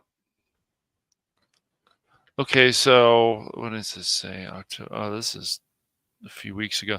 Okay, so according to this, Smile 2 has a budget of 28 million. So it's already gone past it. Yeah. Mm-hmm. It's a so success. it's a success. Yeah, even domestically it's a success. Or worldwide, definitely so. Yes. Because you got to put those numbers in. You can't ignore the international numbers and say, we lost money on this. Bullshit. And I don't know about the budget for Conclave. I'm going to look it up here real quick. Yeah. Just to see. I find it funny that it's only $17.95 for theaters. That's really low. I mean, no wonder why I only got 15 mil. Its film budget was 20 million. Okay. Well, I mean, they're only, you might as well say 4 million. Yeah, under and when the that international budget. yeah, and when the international market opens up, if it does. But you know, I mean, I don't even know if this is a pro, anti, or down the road neutral on the Roman Catholic Church film. I don't know. I don't know, but you'd think it would have more theaters, and it would have done better, you know, because people like that stuff. We're talking about, you know, the church and the secret organizations in there. Oh, what do they have hiding in there? Maybe they got the Article of Heaven. I really don't know anything about the movie. I haven't seen any advertisements for it. I think I saw one. I saw one, but it was like, you know, it's like, well, what the hell is this about, type of thing. So It looks. I wasn't really paying attention. I think Bound in the Comics hated it or something. I don't know. They have this whole. Well, review, yeah. Mm-hmm. Well, with the Catholic Church, if they feel that the Catholics are being besmirched, it's instantly there's a point against it. And, yeah. you know, as much as I love those guys, they need to have a little bit more of an open mind. I say that as a Missouri Synod Lutheran. Ha ha! In your face. Oh, Courtney, good to see you. Where's that simp button? Where's that simp button? We need to play that right now for me. I don't have it on here, Baron. Oh. We're on StreamYard. Oh, I thought I put it on this one. Hi, Courtney, how you doing? I hope everything's going good for you. I really do. With all. No, we need to get together with her sometime here. We need to definitely hang out with Courtney. Definitely have to have you on as one of our guests, Courtney. Definitely. Mm-hmm. And I'm saying that not to be a simp. I'm saying that, well, maybe a little bit, but I'm not saying that just to be a simp. Yeah. I can get away with this stuff because she knows me. She's adorable and she knows me, so I can get away with that. Courtney's cool. Oh yeah, I mean, on the litmus test of coolness, right up there, almost to the same level as 24. I mean, I'm talking about just Teach. You know, okay, she's on the same level of 24. I was gonna say it's not a contest, Baron. It's not a contest. They're both, yeah. Right. Well, see, this is how I'm swinging myself in there. No, you are the same level. See, I'm this guy working. No, you are, because you know, go out there and she can be next to the guy that wants to blow shit up. And oh, hi, Courtney, how you doing? You're here to blow shit up too. I'm all ready to go.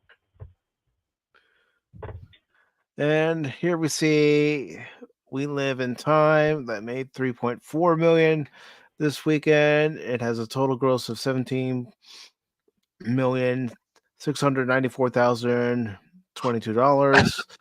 Terrifier 3, which is done better than Joker Fallen 2. That's for sure. Ugh. Wait a minute, where is that?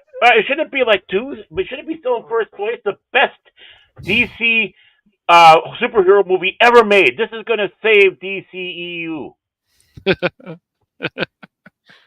And you know what, Courtney? That's all any of us can be to ourselves. And yep, and you are super cool. Mm-hmm. Animos, not so much, but you are. You are. All right, so Terrifiers made a total of $50,541,752, and then we have Bull. I can't even do that last part. Bullier. I think this is the movie from India. I think I'm not 100% on that.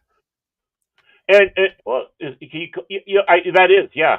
Go. I don't know if you can click on, but don't kid yourself. You're going to start seeing more films from India and Korea, South that is, becoming mainstream movies over here. Yeah. Why? Because our stuff sucks.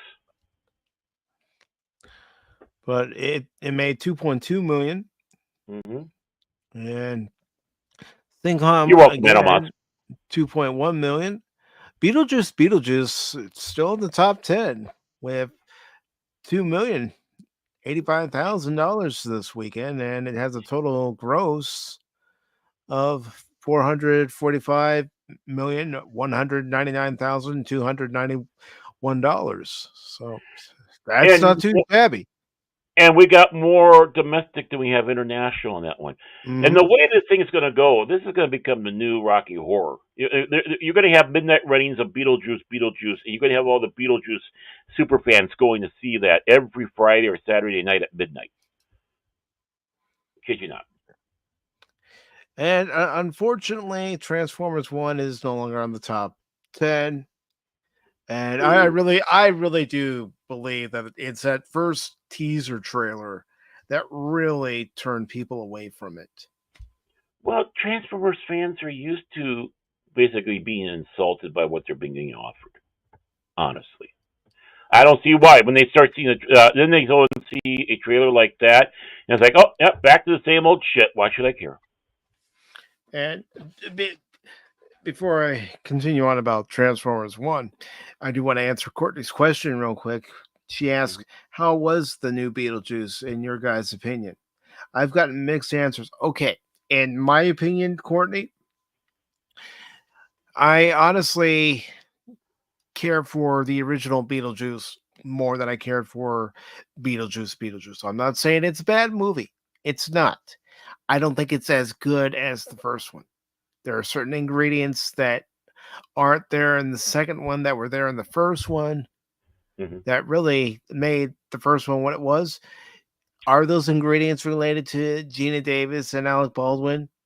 To a certain extent. But I'm not going to say a full 100%. I think it's just, one of those movies where it took too long to get its sequel made. Mm-hmm. I mean, I think it's good that they aren't in the film. And it's not a personal thing, but they're ghosts, right? How are you going to make them look like they were 30 plus years ago, right? You don't basically you are as you died. If you lost your head, you're walking around with your head. If your head gets shrunk, you go around with a shrunken head. It's easy with Michael Keaton because he's in all that makeup. Oh, by the way, Courtney, I can get Rocky Horror film. I got toilet paper. I got popcorn. I got the spray bottles and stuff. We can have come on over. We'll have a Rocky Horror night. How's that sound? I know I'm sorry. Nothing wrong with that, but Transformers 1 again. Its first teaser trailer did not do it any favors, and honestly, you have to watch it for yourself to be able to judge it. But thankfully, it is on digital now, and yes, this is a plug for Wednesday's Pop Talk. the watch party because we are watching this, and I want you all to give your honest opinion. Don't just go by my opinion. Don't think that my opinion is the gospel, because it's not. But watch it for that's our yourself. job. Watch it for yourselves and judge it for yourselves. I enjoyed the movie a lot more than I thought I would. I went in with very low expectations, especially based on that first trailer, and actually came out wanting more of it. That's a good thing. And Courtney says, I went a few years ago. They had a showing in Colorado. My friend and I brought everything, the rice, etc. Yeah, here we go. I've never been to a Rocky Horror live event. I know that's something where the long suffering. Her brother took her to one, and of course she's the virgin, and he brings her down towards the front. Yeah, she got an initiation.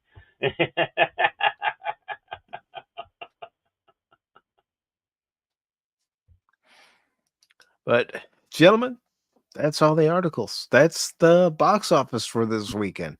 Is there anything you'd like to add before we get out of here? You want my Trotsky story? Yeah, let's hear it. Let's hear it. Okay, sure. So, in our town, and we had a man by the name of Jake Cooper. Jake Cooper, his father, him, they would go around and basically sell junk out of the back of their cart or truck or whatever. And then eventually he started a supermarket that we had here in town. Sadly, the supermarket closed a few years ago, or the other year, I think last year, which is sad because of one of the holdouts with all the the big corporate ones that we have coming in. He had two problems though living in this town, and why people wouldn't necessarily go to his supermarket is because he was both Jewish and communist. He was a communist, diehard communist. He was so diehard they tried running for back in the 30s, 40s under the Communist Party for the United States Senate, stuff like that. And when you start back and say the ones that were going for the main jobs were the women. Oh my God, you didn't have that, right? But he was part of this little coalition, and he was also not just a communist; he was a Trotskyist. And when he was on the run and was down there in Mexico, he went down to Mexico as one of Trotsky's bodyguards. Needless to say, he did a suck-ass job because that's where Trotsky met his end.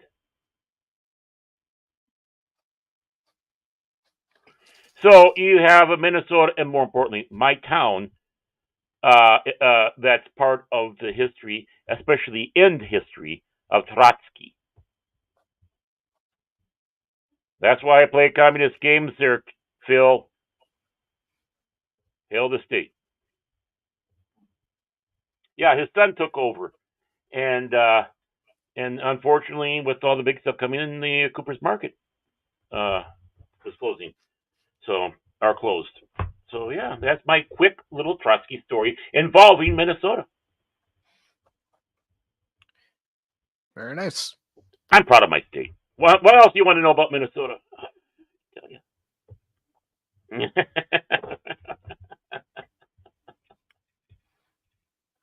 But folks, we are getting ready to head out. But before we do, Cash, Baron, would you like to promote? Yep, sure. I'll go. About time.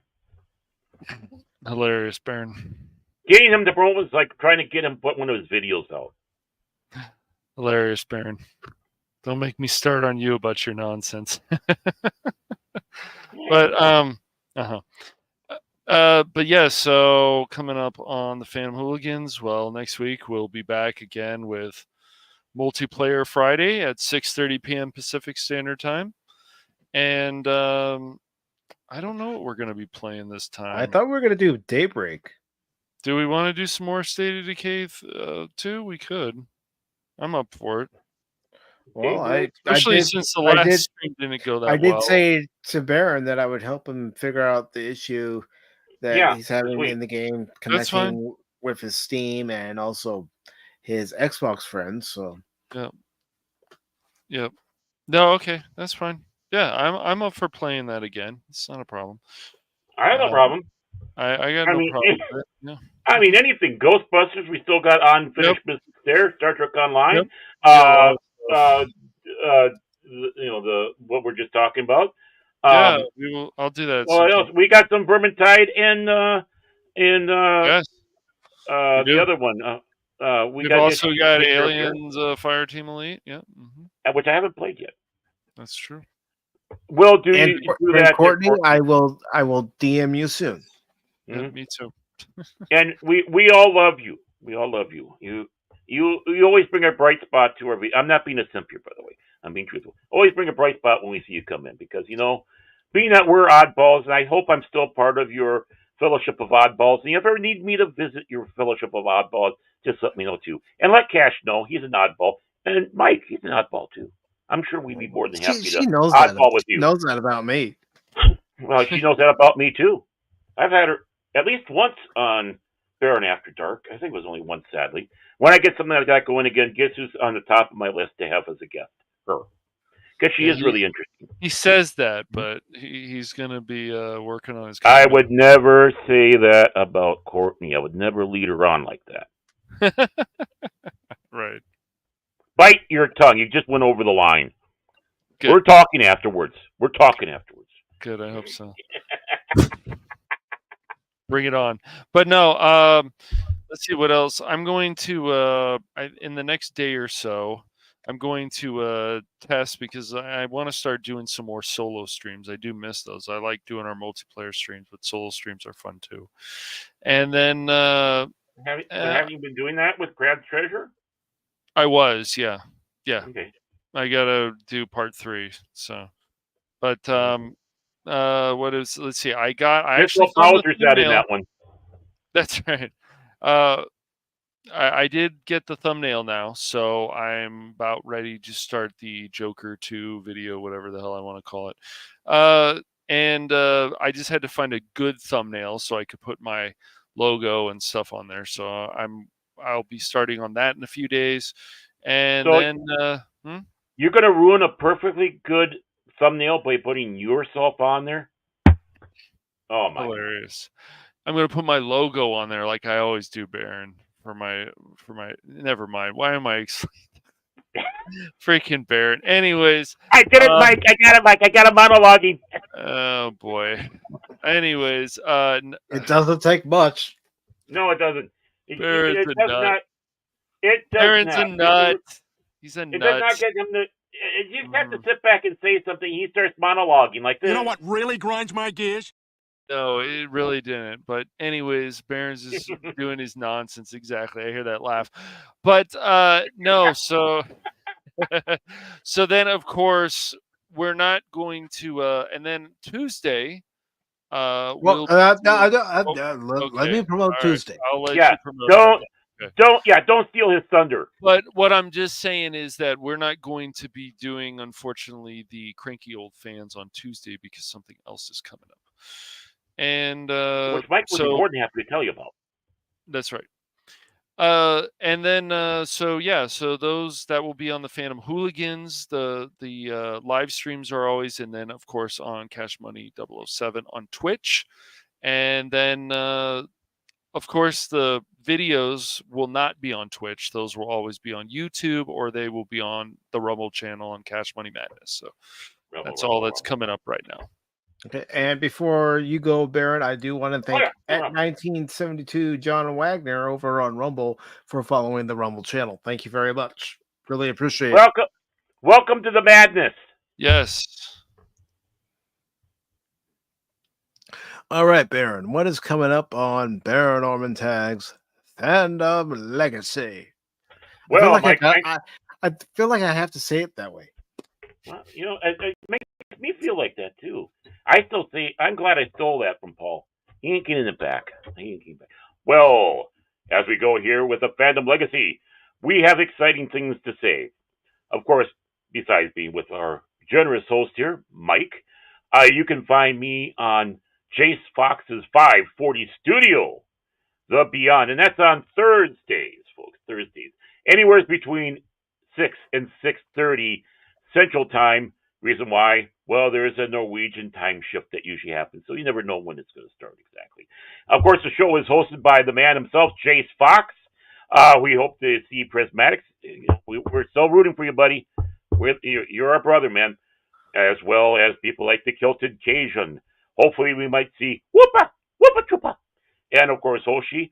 But at least let us not forget Cash Money is also on that show, as well as myself. So please join us.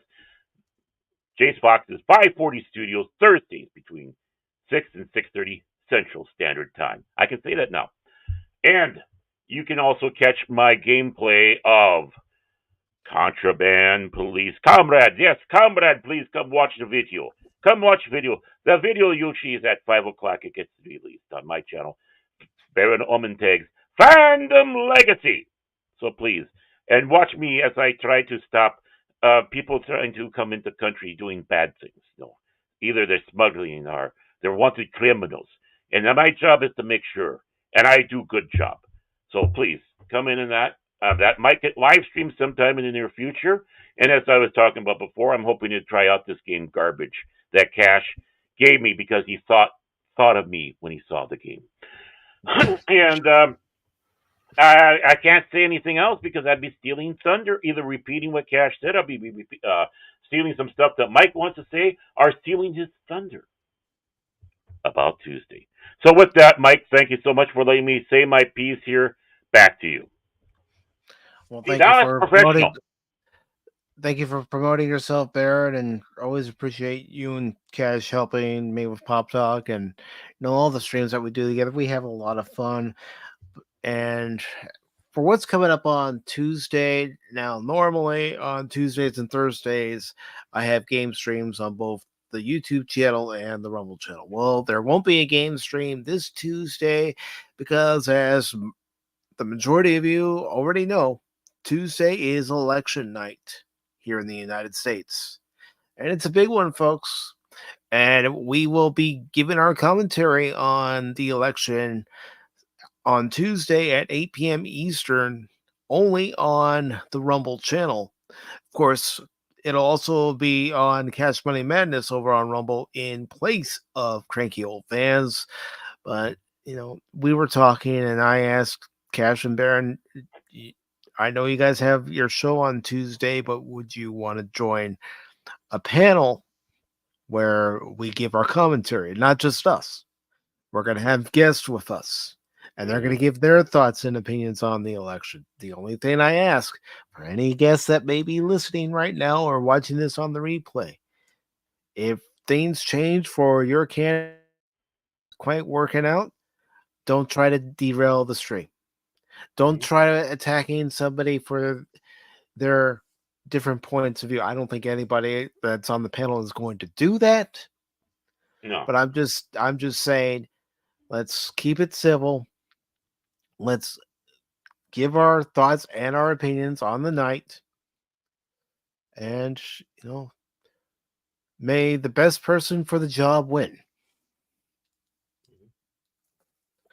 Because either way, whoever gets into office has a lot of work to do. Mm-hmm. Right. And I just want to sit back and say to everyone, if you don't mind, Mike, you don't have to hide who you're voting for. If you're going to a safe place. And I think everybody out there on the street should have no problems walking around with the person that they are voting for or would have. If you are a Harris supporter, don't hide that fact. You're not going to be attacked for that. Go ahead, put a pin like this up. This is Harris Walls. I voted already. I wonder who I voted for. If you're a libertarian, don't hide that. It'd be interesting to see a libertarian take on that. Well, we have a good friend of the channel who's coming on, and one of the things he did say to me was, "You do know I'm a libertarian." I said, "I'm aware of that, but I asked you to come on to give your point of view. I want to hear his point of view. I want to hear all our panelists' points of view. Mm-hmm. I'm not inviting people who are just on one side of the aisle or the other side of the aisle. I want to hear all perspectives. I mean, in all honesty, like I said, I'm an independent. I'm a constitutional conservative, but as I always said, I'm a small L libertarian and a small R Republican. If for those that might not know what I'm saying there, it means I'm not talking about the political party. I'm talking about the viewpoint. And as a political system, I prefer a Republican style, a republic over a democracy. That's all I'm saying there. But in many ways, you could probably throw a bit of libertarian at me because there are things that what you believe in that. It's like, yeah, I mean, it doesn't mean that you are, you have to walk in lockstep or in some cases goose step with someone you voted for or your party. You can have disagreements and point them out. In fact, you should. This is my man. He happens to be Republican. I view him as a populist. I don't think he's a Republican, I'll be honest with you, and that's not an insult. I would rather be a populist than part of any party. But sometimes, unfortunately, you got to throw a party name after you. That was forced on George Washington. George Washington actually was going out there and say, I don't want to be part of a party, but eventually was forced to actually commit to something, and he committed himself to the Federalists. But George Washington didn't want to be. If you want to take a look at it, Theodore Roosevelt, he was a populist president. Yeah. So that's what I look at. Individual, not party.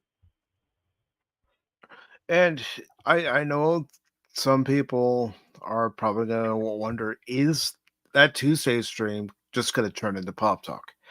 I'm telling you this right now. I've told Baron and Cash. I've even told one of our panelists. I do not want the election stream to turn into Pop Talk in any way, shape, or form. Mm-hmm. I am taking this very seriously because this is very serious. It's about the future of this nation and the world. Mm-hmm. Because Jason's going to be on that panel too. He's going to be giving us the outside perspective, looking at everything going on. Because as he's told us many times, what happens in the United States affects Norway. Mm-hmm. Japan, mm-hmm. England, the Middle East. But no, I mean, I was going to say, sorry, interrupt. I thought you were done with your thought, what you were going to say there. But yeah, expect passion, but also expect courtesy and respect alongside of that. There's no reason why your passion shouldn't be dampered, but you just got to remember, if you're going to go out with the passion, do it with that common courtesy. We're friends. Let's not attack each other. Yeah, let's not let something like the election ruin a friendship. Mm-hmm. Right. And I know it has already. But I'm down to the point where I don't care. Because, I'm going to hide who I am just to appease you. That's not respect in a relationship. All you have to do is go back to the July 14th episode of Pop Talk to know who I voted for. Plain and simple. Lyndon Rouge is dead. You don't have to vote for him. I thought he was voting for I'm not even ashamed to say it. Wait. I voted for Trump. I got it. He voted for Megatron. That's what it is, Baron. Hey, Megatron. Yeah. Yeah, and there's no reason why. And if that offends anybody, I'm sorry, Doug. But there are other people, and they have a different worldview, country view, nation view, and take more time figuring out why they are that way. It's called discourse. It's called communion.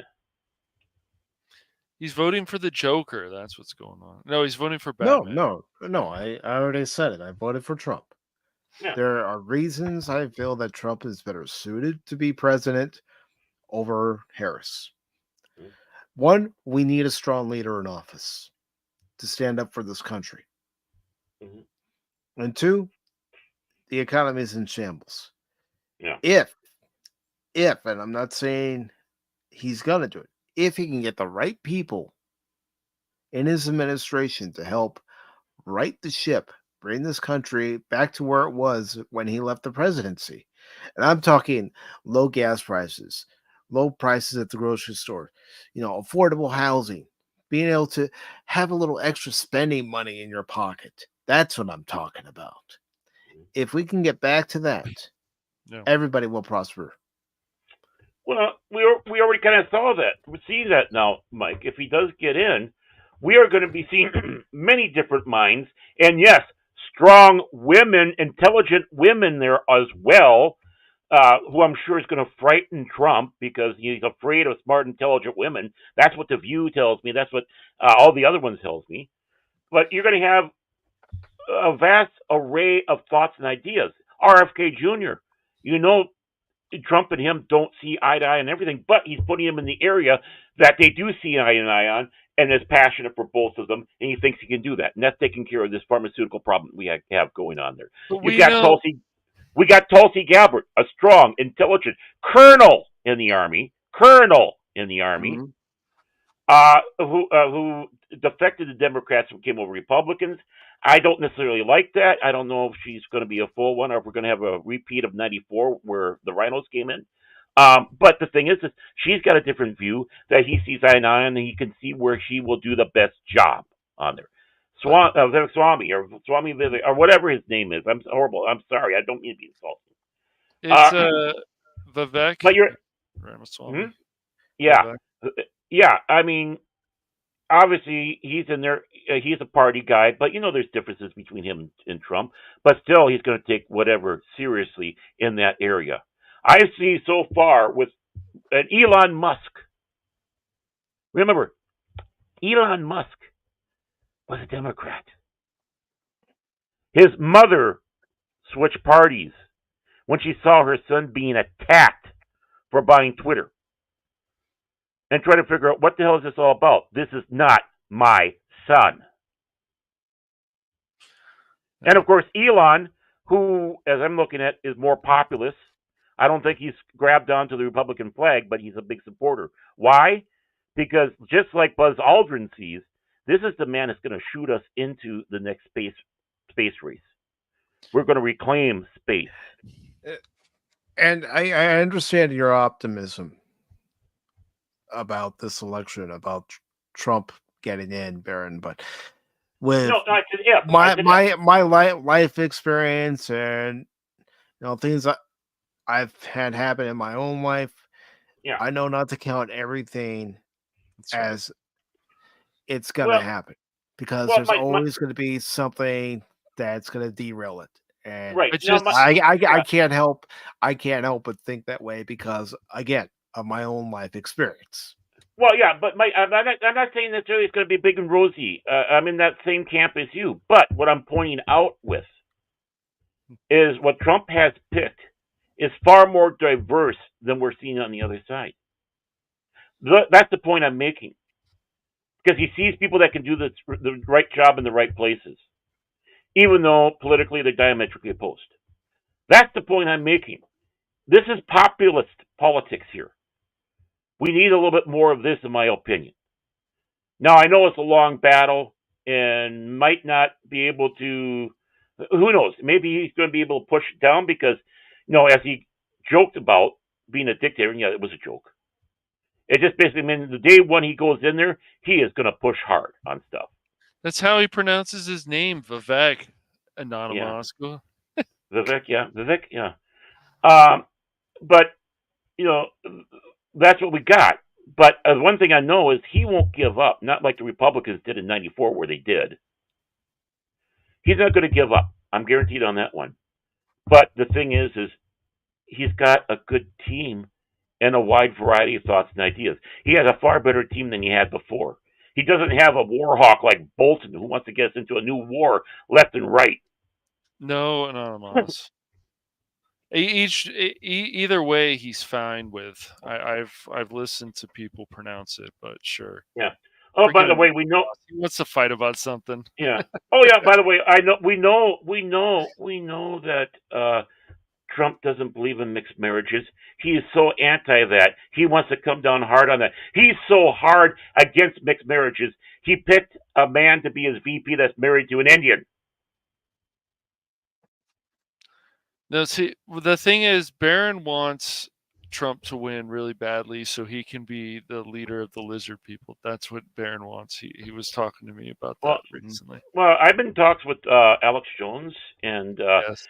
and he's going to open up these files, and I'm hoping to be there for that. So exactly that thing. I mean, I got to get over my fears of flea stacks, and what better than the lizard people and the center of the earth? Honestly. Either way is fine, anonymous. Just real quick, DJ, if you're still listening, if it does get to a point where there's no room on the panel, because I am going to send you an invite, and like I've told you, if somebody has to leave, then I'll invite you in. But if it gets to a point where people are on and you still want to come on, I don't mind taking myself out so you can come in. Same here. Yeah, so, me too. Yep. Mm-hmm. I'll probably be screaming watching it, but I'll still be backstage. And it's like I told one of our panelists, if he sees something that he wants to bring to our attention during the stream, put it in the private chat and we'll share it.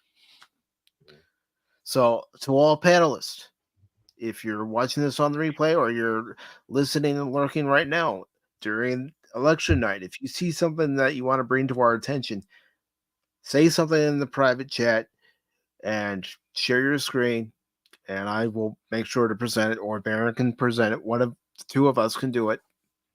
Mm-hmm. And we'll bring it to everybody's attention. Yeah. Because, like I said, and I can't say it enough, I am taking this very seriously. Mm-hmm. Yes.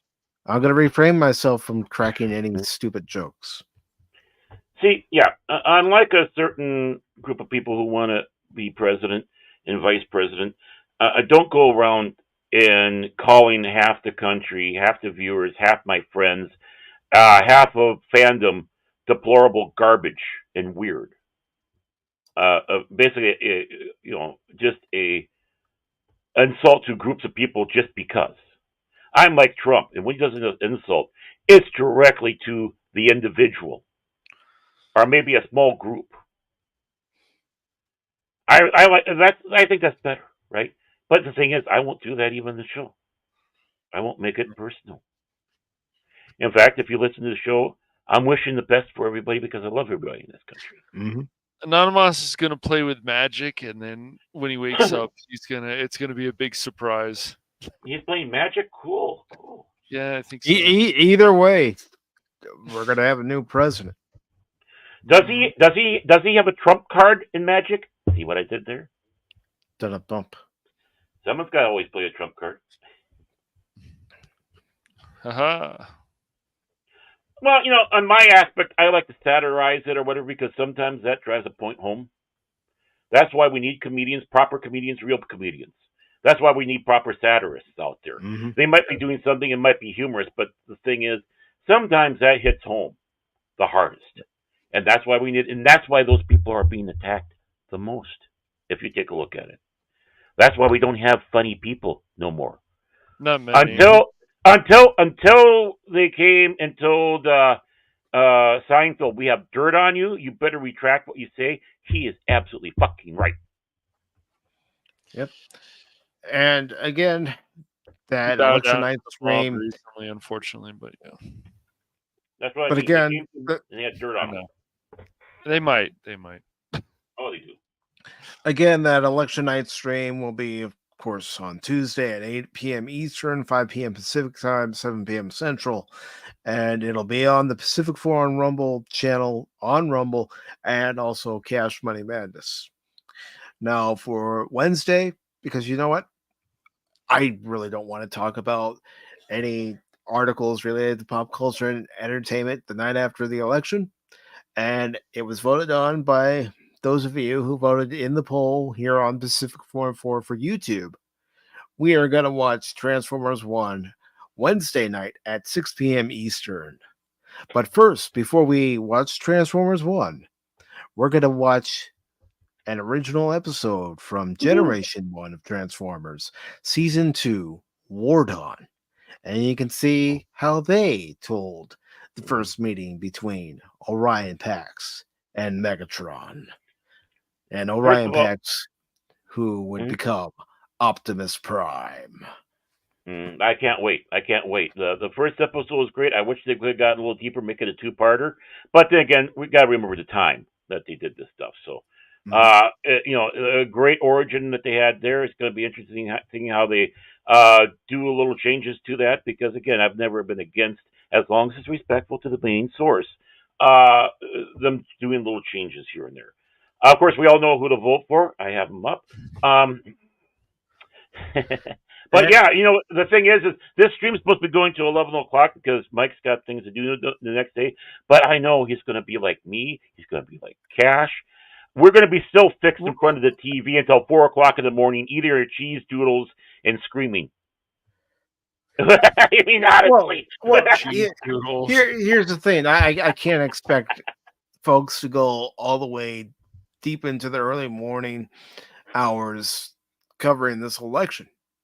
I know some people, they can't go to 11 o'clock. They've already told me, and I don't expect them to go to 11 o'clock with us. I'm just saying 11 o'clock for the Tuesday night stream is the latest I'm willing to go. Yeah. I mean, I go for it. That's why it's nice to have that circling of people. But, I got to bring them up because I'm sad. I guess my rant kind of pushed that away earlier, but we didn't talk about Peanut. Rest in peace, Peanut. Rest in power, Peanut. It's a shame what happened to Peanut the squirrel and Fred the raccoon. Mm-hmm. Because it kind of does tie into stuff. But no, we're going on a peaceful note. That's why we can't really talk politics, because we're going to be up to 4 o'clock screaming at the TV, eating cheese doodles, and we'll be so worn out with that. We need to have a little bit of fun. So Transformers, more than meets the eyes. So yes, Transformers 1 Wednesday at 6 p.m. Eastern on both the YouTube and Rumble channels. I'll have the Cosme link pinned to the top of the chat on both channels, so you can jump in when we start watching the episode War Dawn from Generation 1, and then we go into Transformers 1 right after that. Ooh, that's gonna be freaking fun. I wish I had that opportunity with Star Trek 2. Where you could see Space Seed first and then go right into watching Star Trek 2. Baron, you're making me kick myself thinking we should have done that when we had our Star Trek Sunday edition of Pop Talk, where we watched the Wrath of Khan. We should have watched Space Seed and then watched Wrath of Khan. There's always September 8th, 2025. Just saying. Yeah, I know.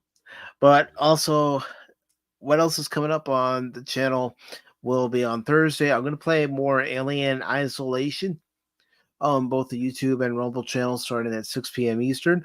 I'll probably get killed by the Xenomorph a few more times, but hey, I'm still having fun playing the game. Now, that is a stream that does need to have the warning because, my God, you cuss worse than, who was it, Animos's grandma? Or was it Cash Money's grandmother when having a drink? It was the other night when I was playing Arkham Knight and I was trying to beat up some dogs, and Anonymous was watching. He says, "You curse worse than my grandmother." Yeah. Cursing that Mike's done lately has been something. Look at me, poor me, right? I was watching the stream earlier and made sure his volume was good, and it got good. And I watched that stream for a little bit. And I had to go away and do some stuff. And I came back. It's like, oh, great. Mike's still playing. So I thought, hey, I'm going to pop in and say hi and do a little joke. Say, oh, you're still streaming? And you know what happened? I was attacked. Of course I'm still streaming, Baron. You know I do long streams. That's exactly what I said. The thing, yeah. And he says he hates when people do that. But, I come in. The greatest game stream ever. Greatest stream scene in America, the greatest game streamer ever. Mike is. We need more streamers like Mike. Notice how he's trying to blow smoke up my ass. Yes. And then I get attacked, and Animos gets a pass. He gets a pass. We all know what type of troublemaker he is. He has a pass. I'm the one that gets attacked. And I said, I'm going to go now. I got to do some because I got to get ready for, Cranky Old Fans, greatest show on Rumble, 2 greatest hosts ever. If you've got an issue, here's a tissue. And I said goodbye. He says, well, it's about time. Get the hell out of here. I'm hurt. I didn't tell you to get the hell out of there. I just told you, of course, I'm still streaming. You know I do long streams. I know you do. But that's how I always joke with you. If I pop in, oh, you're still streaming, huh? Because I do know you stream. It's my little sarcastic wink, but no, you're in middle thing, and then you start cussing worse than Animos's grandmother after she had a few. Oh, my word. Animos, your grandmother sounds like a great person to hang out with. But Thursday night stream, it's only going to 8 o'clock because I do have to be up early to take the car to get new brakes and stuff. I mean, I don't want to have the brakes go out and have to Fred Flintstone it. You already do. No, actually, no, I don't. No, I don't. Like I said earlier in the stream, my dad told me at a very young age, when you get older and you have your own car, you'll know when the brakes need to be replaced. And he did tell me, don't wait till they start squealing. And we could sit back and wait and hear if he drove through the back wall of the place or not, too. So as he's coming, okay, bring the car in. Yeah. Okay, stop, hit the brake. I can't.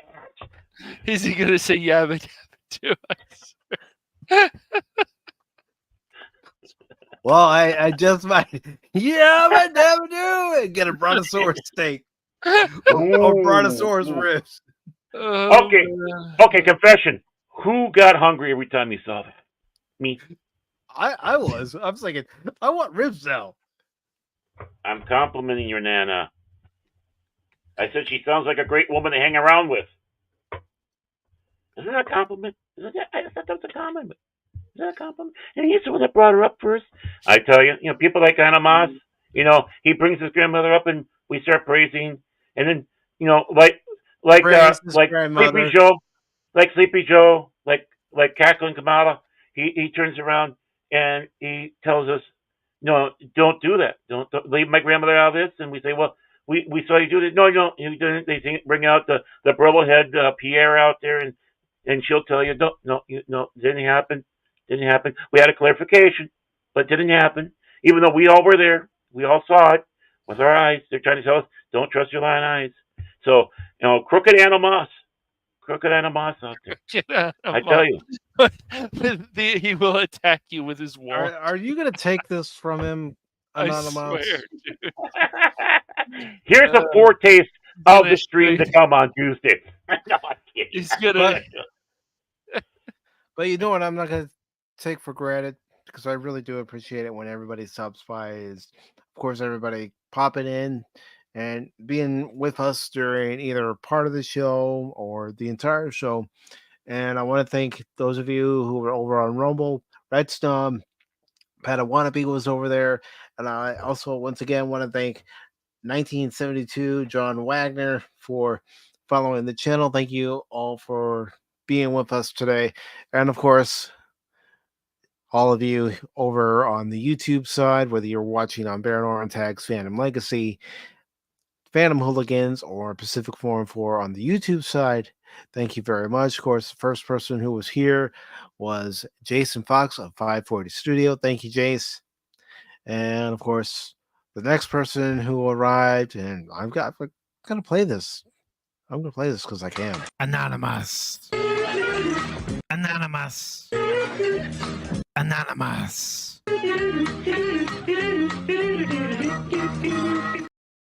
I tell you, that's all he is. That's all he is. He's just a puppet.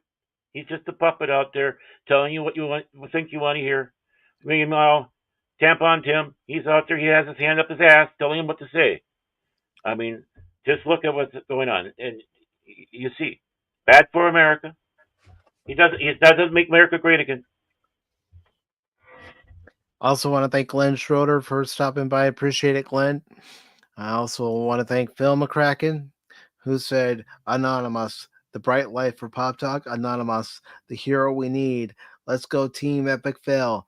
Filling like no others. And do it shamelessly. We did Phil Friday night. You know, we did Phil. Fake news. That's fake news. Mm-hmm. Well, you know, to be fully honest, you know, the thing that is failing has been our services. Yeah. Not us. It's the connection stuff. So we're not the epic failures. StreamYard, Epic, all these others, and even the actual companies themselves that provide the service, they're the failures. They're the failures. They're the false news. I don't know if Phil might do it. If I think better. Besides, I thought your new name for us, Phil, was the Fooligans. Ooh, I like that. Or the Knuckleheads or something, yeah. Well, we are. I mean, we are the Three Stooges. Yeah. I like Baron's suggestion for the Friday night streams. Friday Night Hooligans. I think that's the name we should be. I mean, come on, Cash, pick it up. Come on, you know, Cash, you could have it as Friday Night Hooligans and then say what game it is. Yeah, it's not bad. There we go. Great idea. $1 million idea. It'll do good for you. We're looking out for you, Cash, the little man. It's a great idea. Baron came up with the idea. Great idea. Great idea. Mm-hmm. So, but you know what Tim Walz wants to do, Baron? He wants to make Crazy Taxi great again. Oh wait, Crazy Taxi's still great. Wait a second here. Okay. The thing is that's how he actually drives. That's why he needs to have the state troopers do all the driving. I also want to thank T-Gap Steve. Thank you, Big Daddy. T-Gap, good seeing you today, good buddy. T-Gap. I know I do that voice for him every time he pops by, but it works. It works. Yeah. And of course, thank you, Pop Culture Mechanic. Really appreciate it. If you haven't subscribed to anybody who chatted with us today, consider doing so, especially Pop Culture Mechanic. Especially when you see Anonymous, subscribe to him. Subscribe to 540 Studio. Subscribe to Lorenzo Sleestat. He scares me, the Sleestat. Stay away. Oh. Stay away. Come on. Sleestat. Subscribe to the Padawannabe. Thank you, Padawannabe, for stopping by. Really appreciate it. Oh, by the way, did you get that restraining order and the fact that Lizzo cannot be within 500 feet of you after that baby Yoda incident where she tried to eat him, and you're afraid that she's going to do it to you? I'm just wondering. She did try to eat Baby Yoda. Really? Yes, she did. You think I'm joking? Yeah. And of course, DJ Ronnie G, thank you, brother. And again, I will send you the invite for Tuesday, and as soon as I can bring you in, I'll bring you in. Even if I have to take myself out to bring you in, I will do that. I have no problem doing that to make sure somebody gets on the panel. You know, I'm starting to rethink my position on that. Well, guess what? Guess what, Baird? Guess what? You're the boss. I have the final say. I have the final say on that. He's got the power. Do, do, do. He's got the say. Boom, boom. He's got the power. Okay, sorry. Back to you. But please subscribe to DJ Ronnie G over on YouTube. He has a great Monday show, Late Night with DJ Ronnie G. Talks about all sorts of different topics. And if you like astronomy, well, you're right up your alley. I don't know if I'm ever going to go back to his channel again and watch one. I went to his channel, and the first thing I saw was his full moon on the screen. And I'm sorry, I can't handle that filth. None of that full moon crap. At least it could have been a quarter moon. What are you doing, DJ? Cuber was here as well. Thank you, Snorty. Really appreciate it, brother. I'll see you in the morning in the chat on Loki's. No doubt. And of course, Rhett's also came to the YouTube side. Really appreciate it, Rhett. Yeah. That's great. You're wrong. No, I'm right. I'm always right, aren't I? Aren't I? Maybe in my own head, but... Well, contractually, I have to say yes. Thank you, you're wrong. And last but not least, it's Courtney's Fellowship of Oddballs. Good to see you, Courtney. And yes, I will DM you on Twitter, X, whatever you want to call it, and ask you about appearing on Pop Talk soon. Oh, by the way, I just want to say she came in on Fandom Legacy channel. That's where she came in on. Thank you, Courtney. Okay, yeah. Just want to say. That's great and all, but guess what? It gives viewership, and we still see everybody, regardless of what channel they come in on StreamYard, so we can all acknowledge them at the same time instead of. I know. But I just wanted to say, just want to put it out there. She came to this show through Baron Ormantek's Fandom Legacy. You're welcome, Mike. You're welcome. Oh, by the way, Animos. You hear him, folks? You hear him? She came to my channel. She didn't come to your two loser channels. I guess I should have put that simp video clip on there. Okay, I'll do better. Yeah. Courtney, Courtney, we love you, but this guy, he's trouble. I'm cute as a squirrel. See, I'm cute as a squirrel. I'm willing to do a Rocky Horror Night with her. Got all the stuff for it. And there's a lot of us Minnesotans that are knuckleheads. There really are. So you have to go up and beyond that. Remember Walter Mondale? There we go. Thank you very much, everybody, for watching the show. Really appreciate it. I know I've said it over and over again, but again, I really do appreciate it. And you all have a good rest of your Sunday. Hope the week treats you well. And we will definitely see you Wednesday for Wednesday's edition of Pacific414 Pop Talk. So until then, remember, when you see me playing a game, don't ever give up on me in that game, because just when you do, you might miss something. RC is still streaming. RC is still streaming. Don't say that either. Autobots, transform and roll out.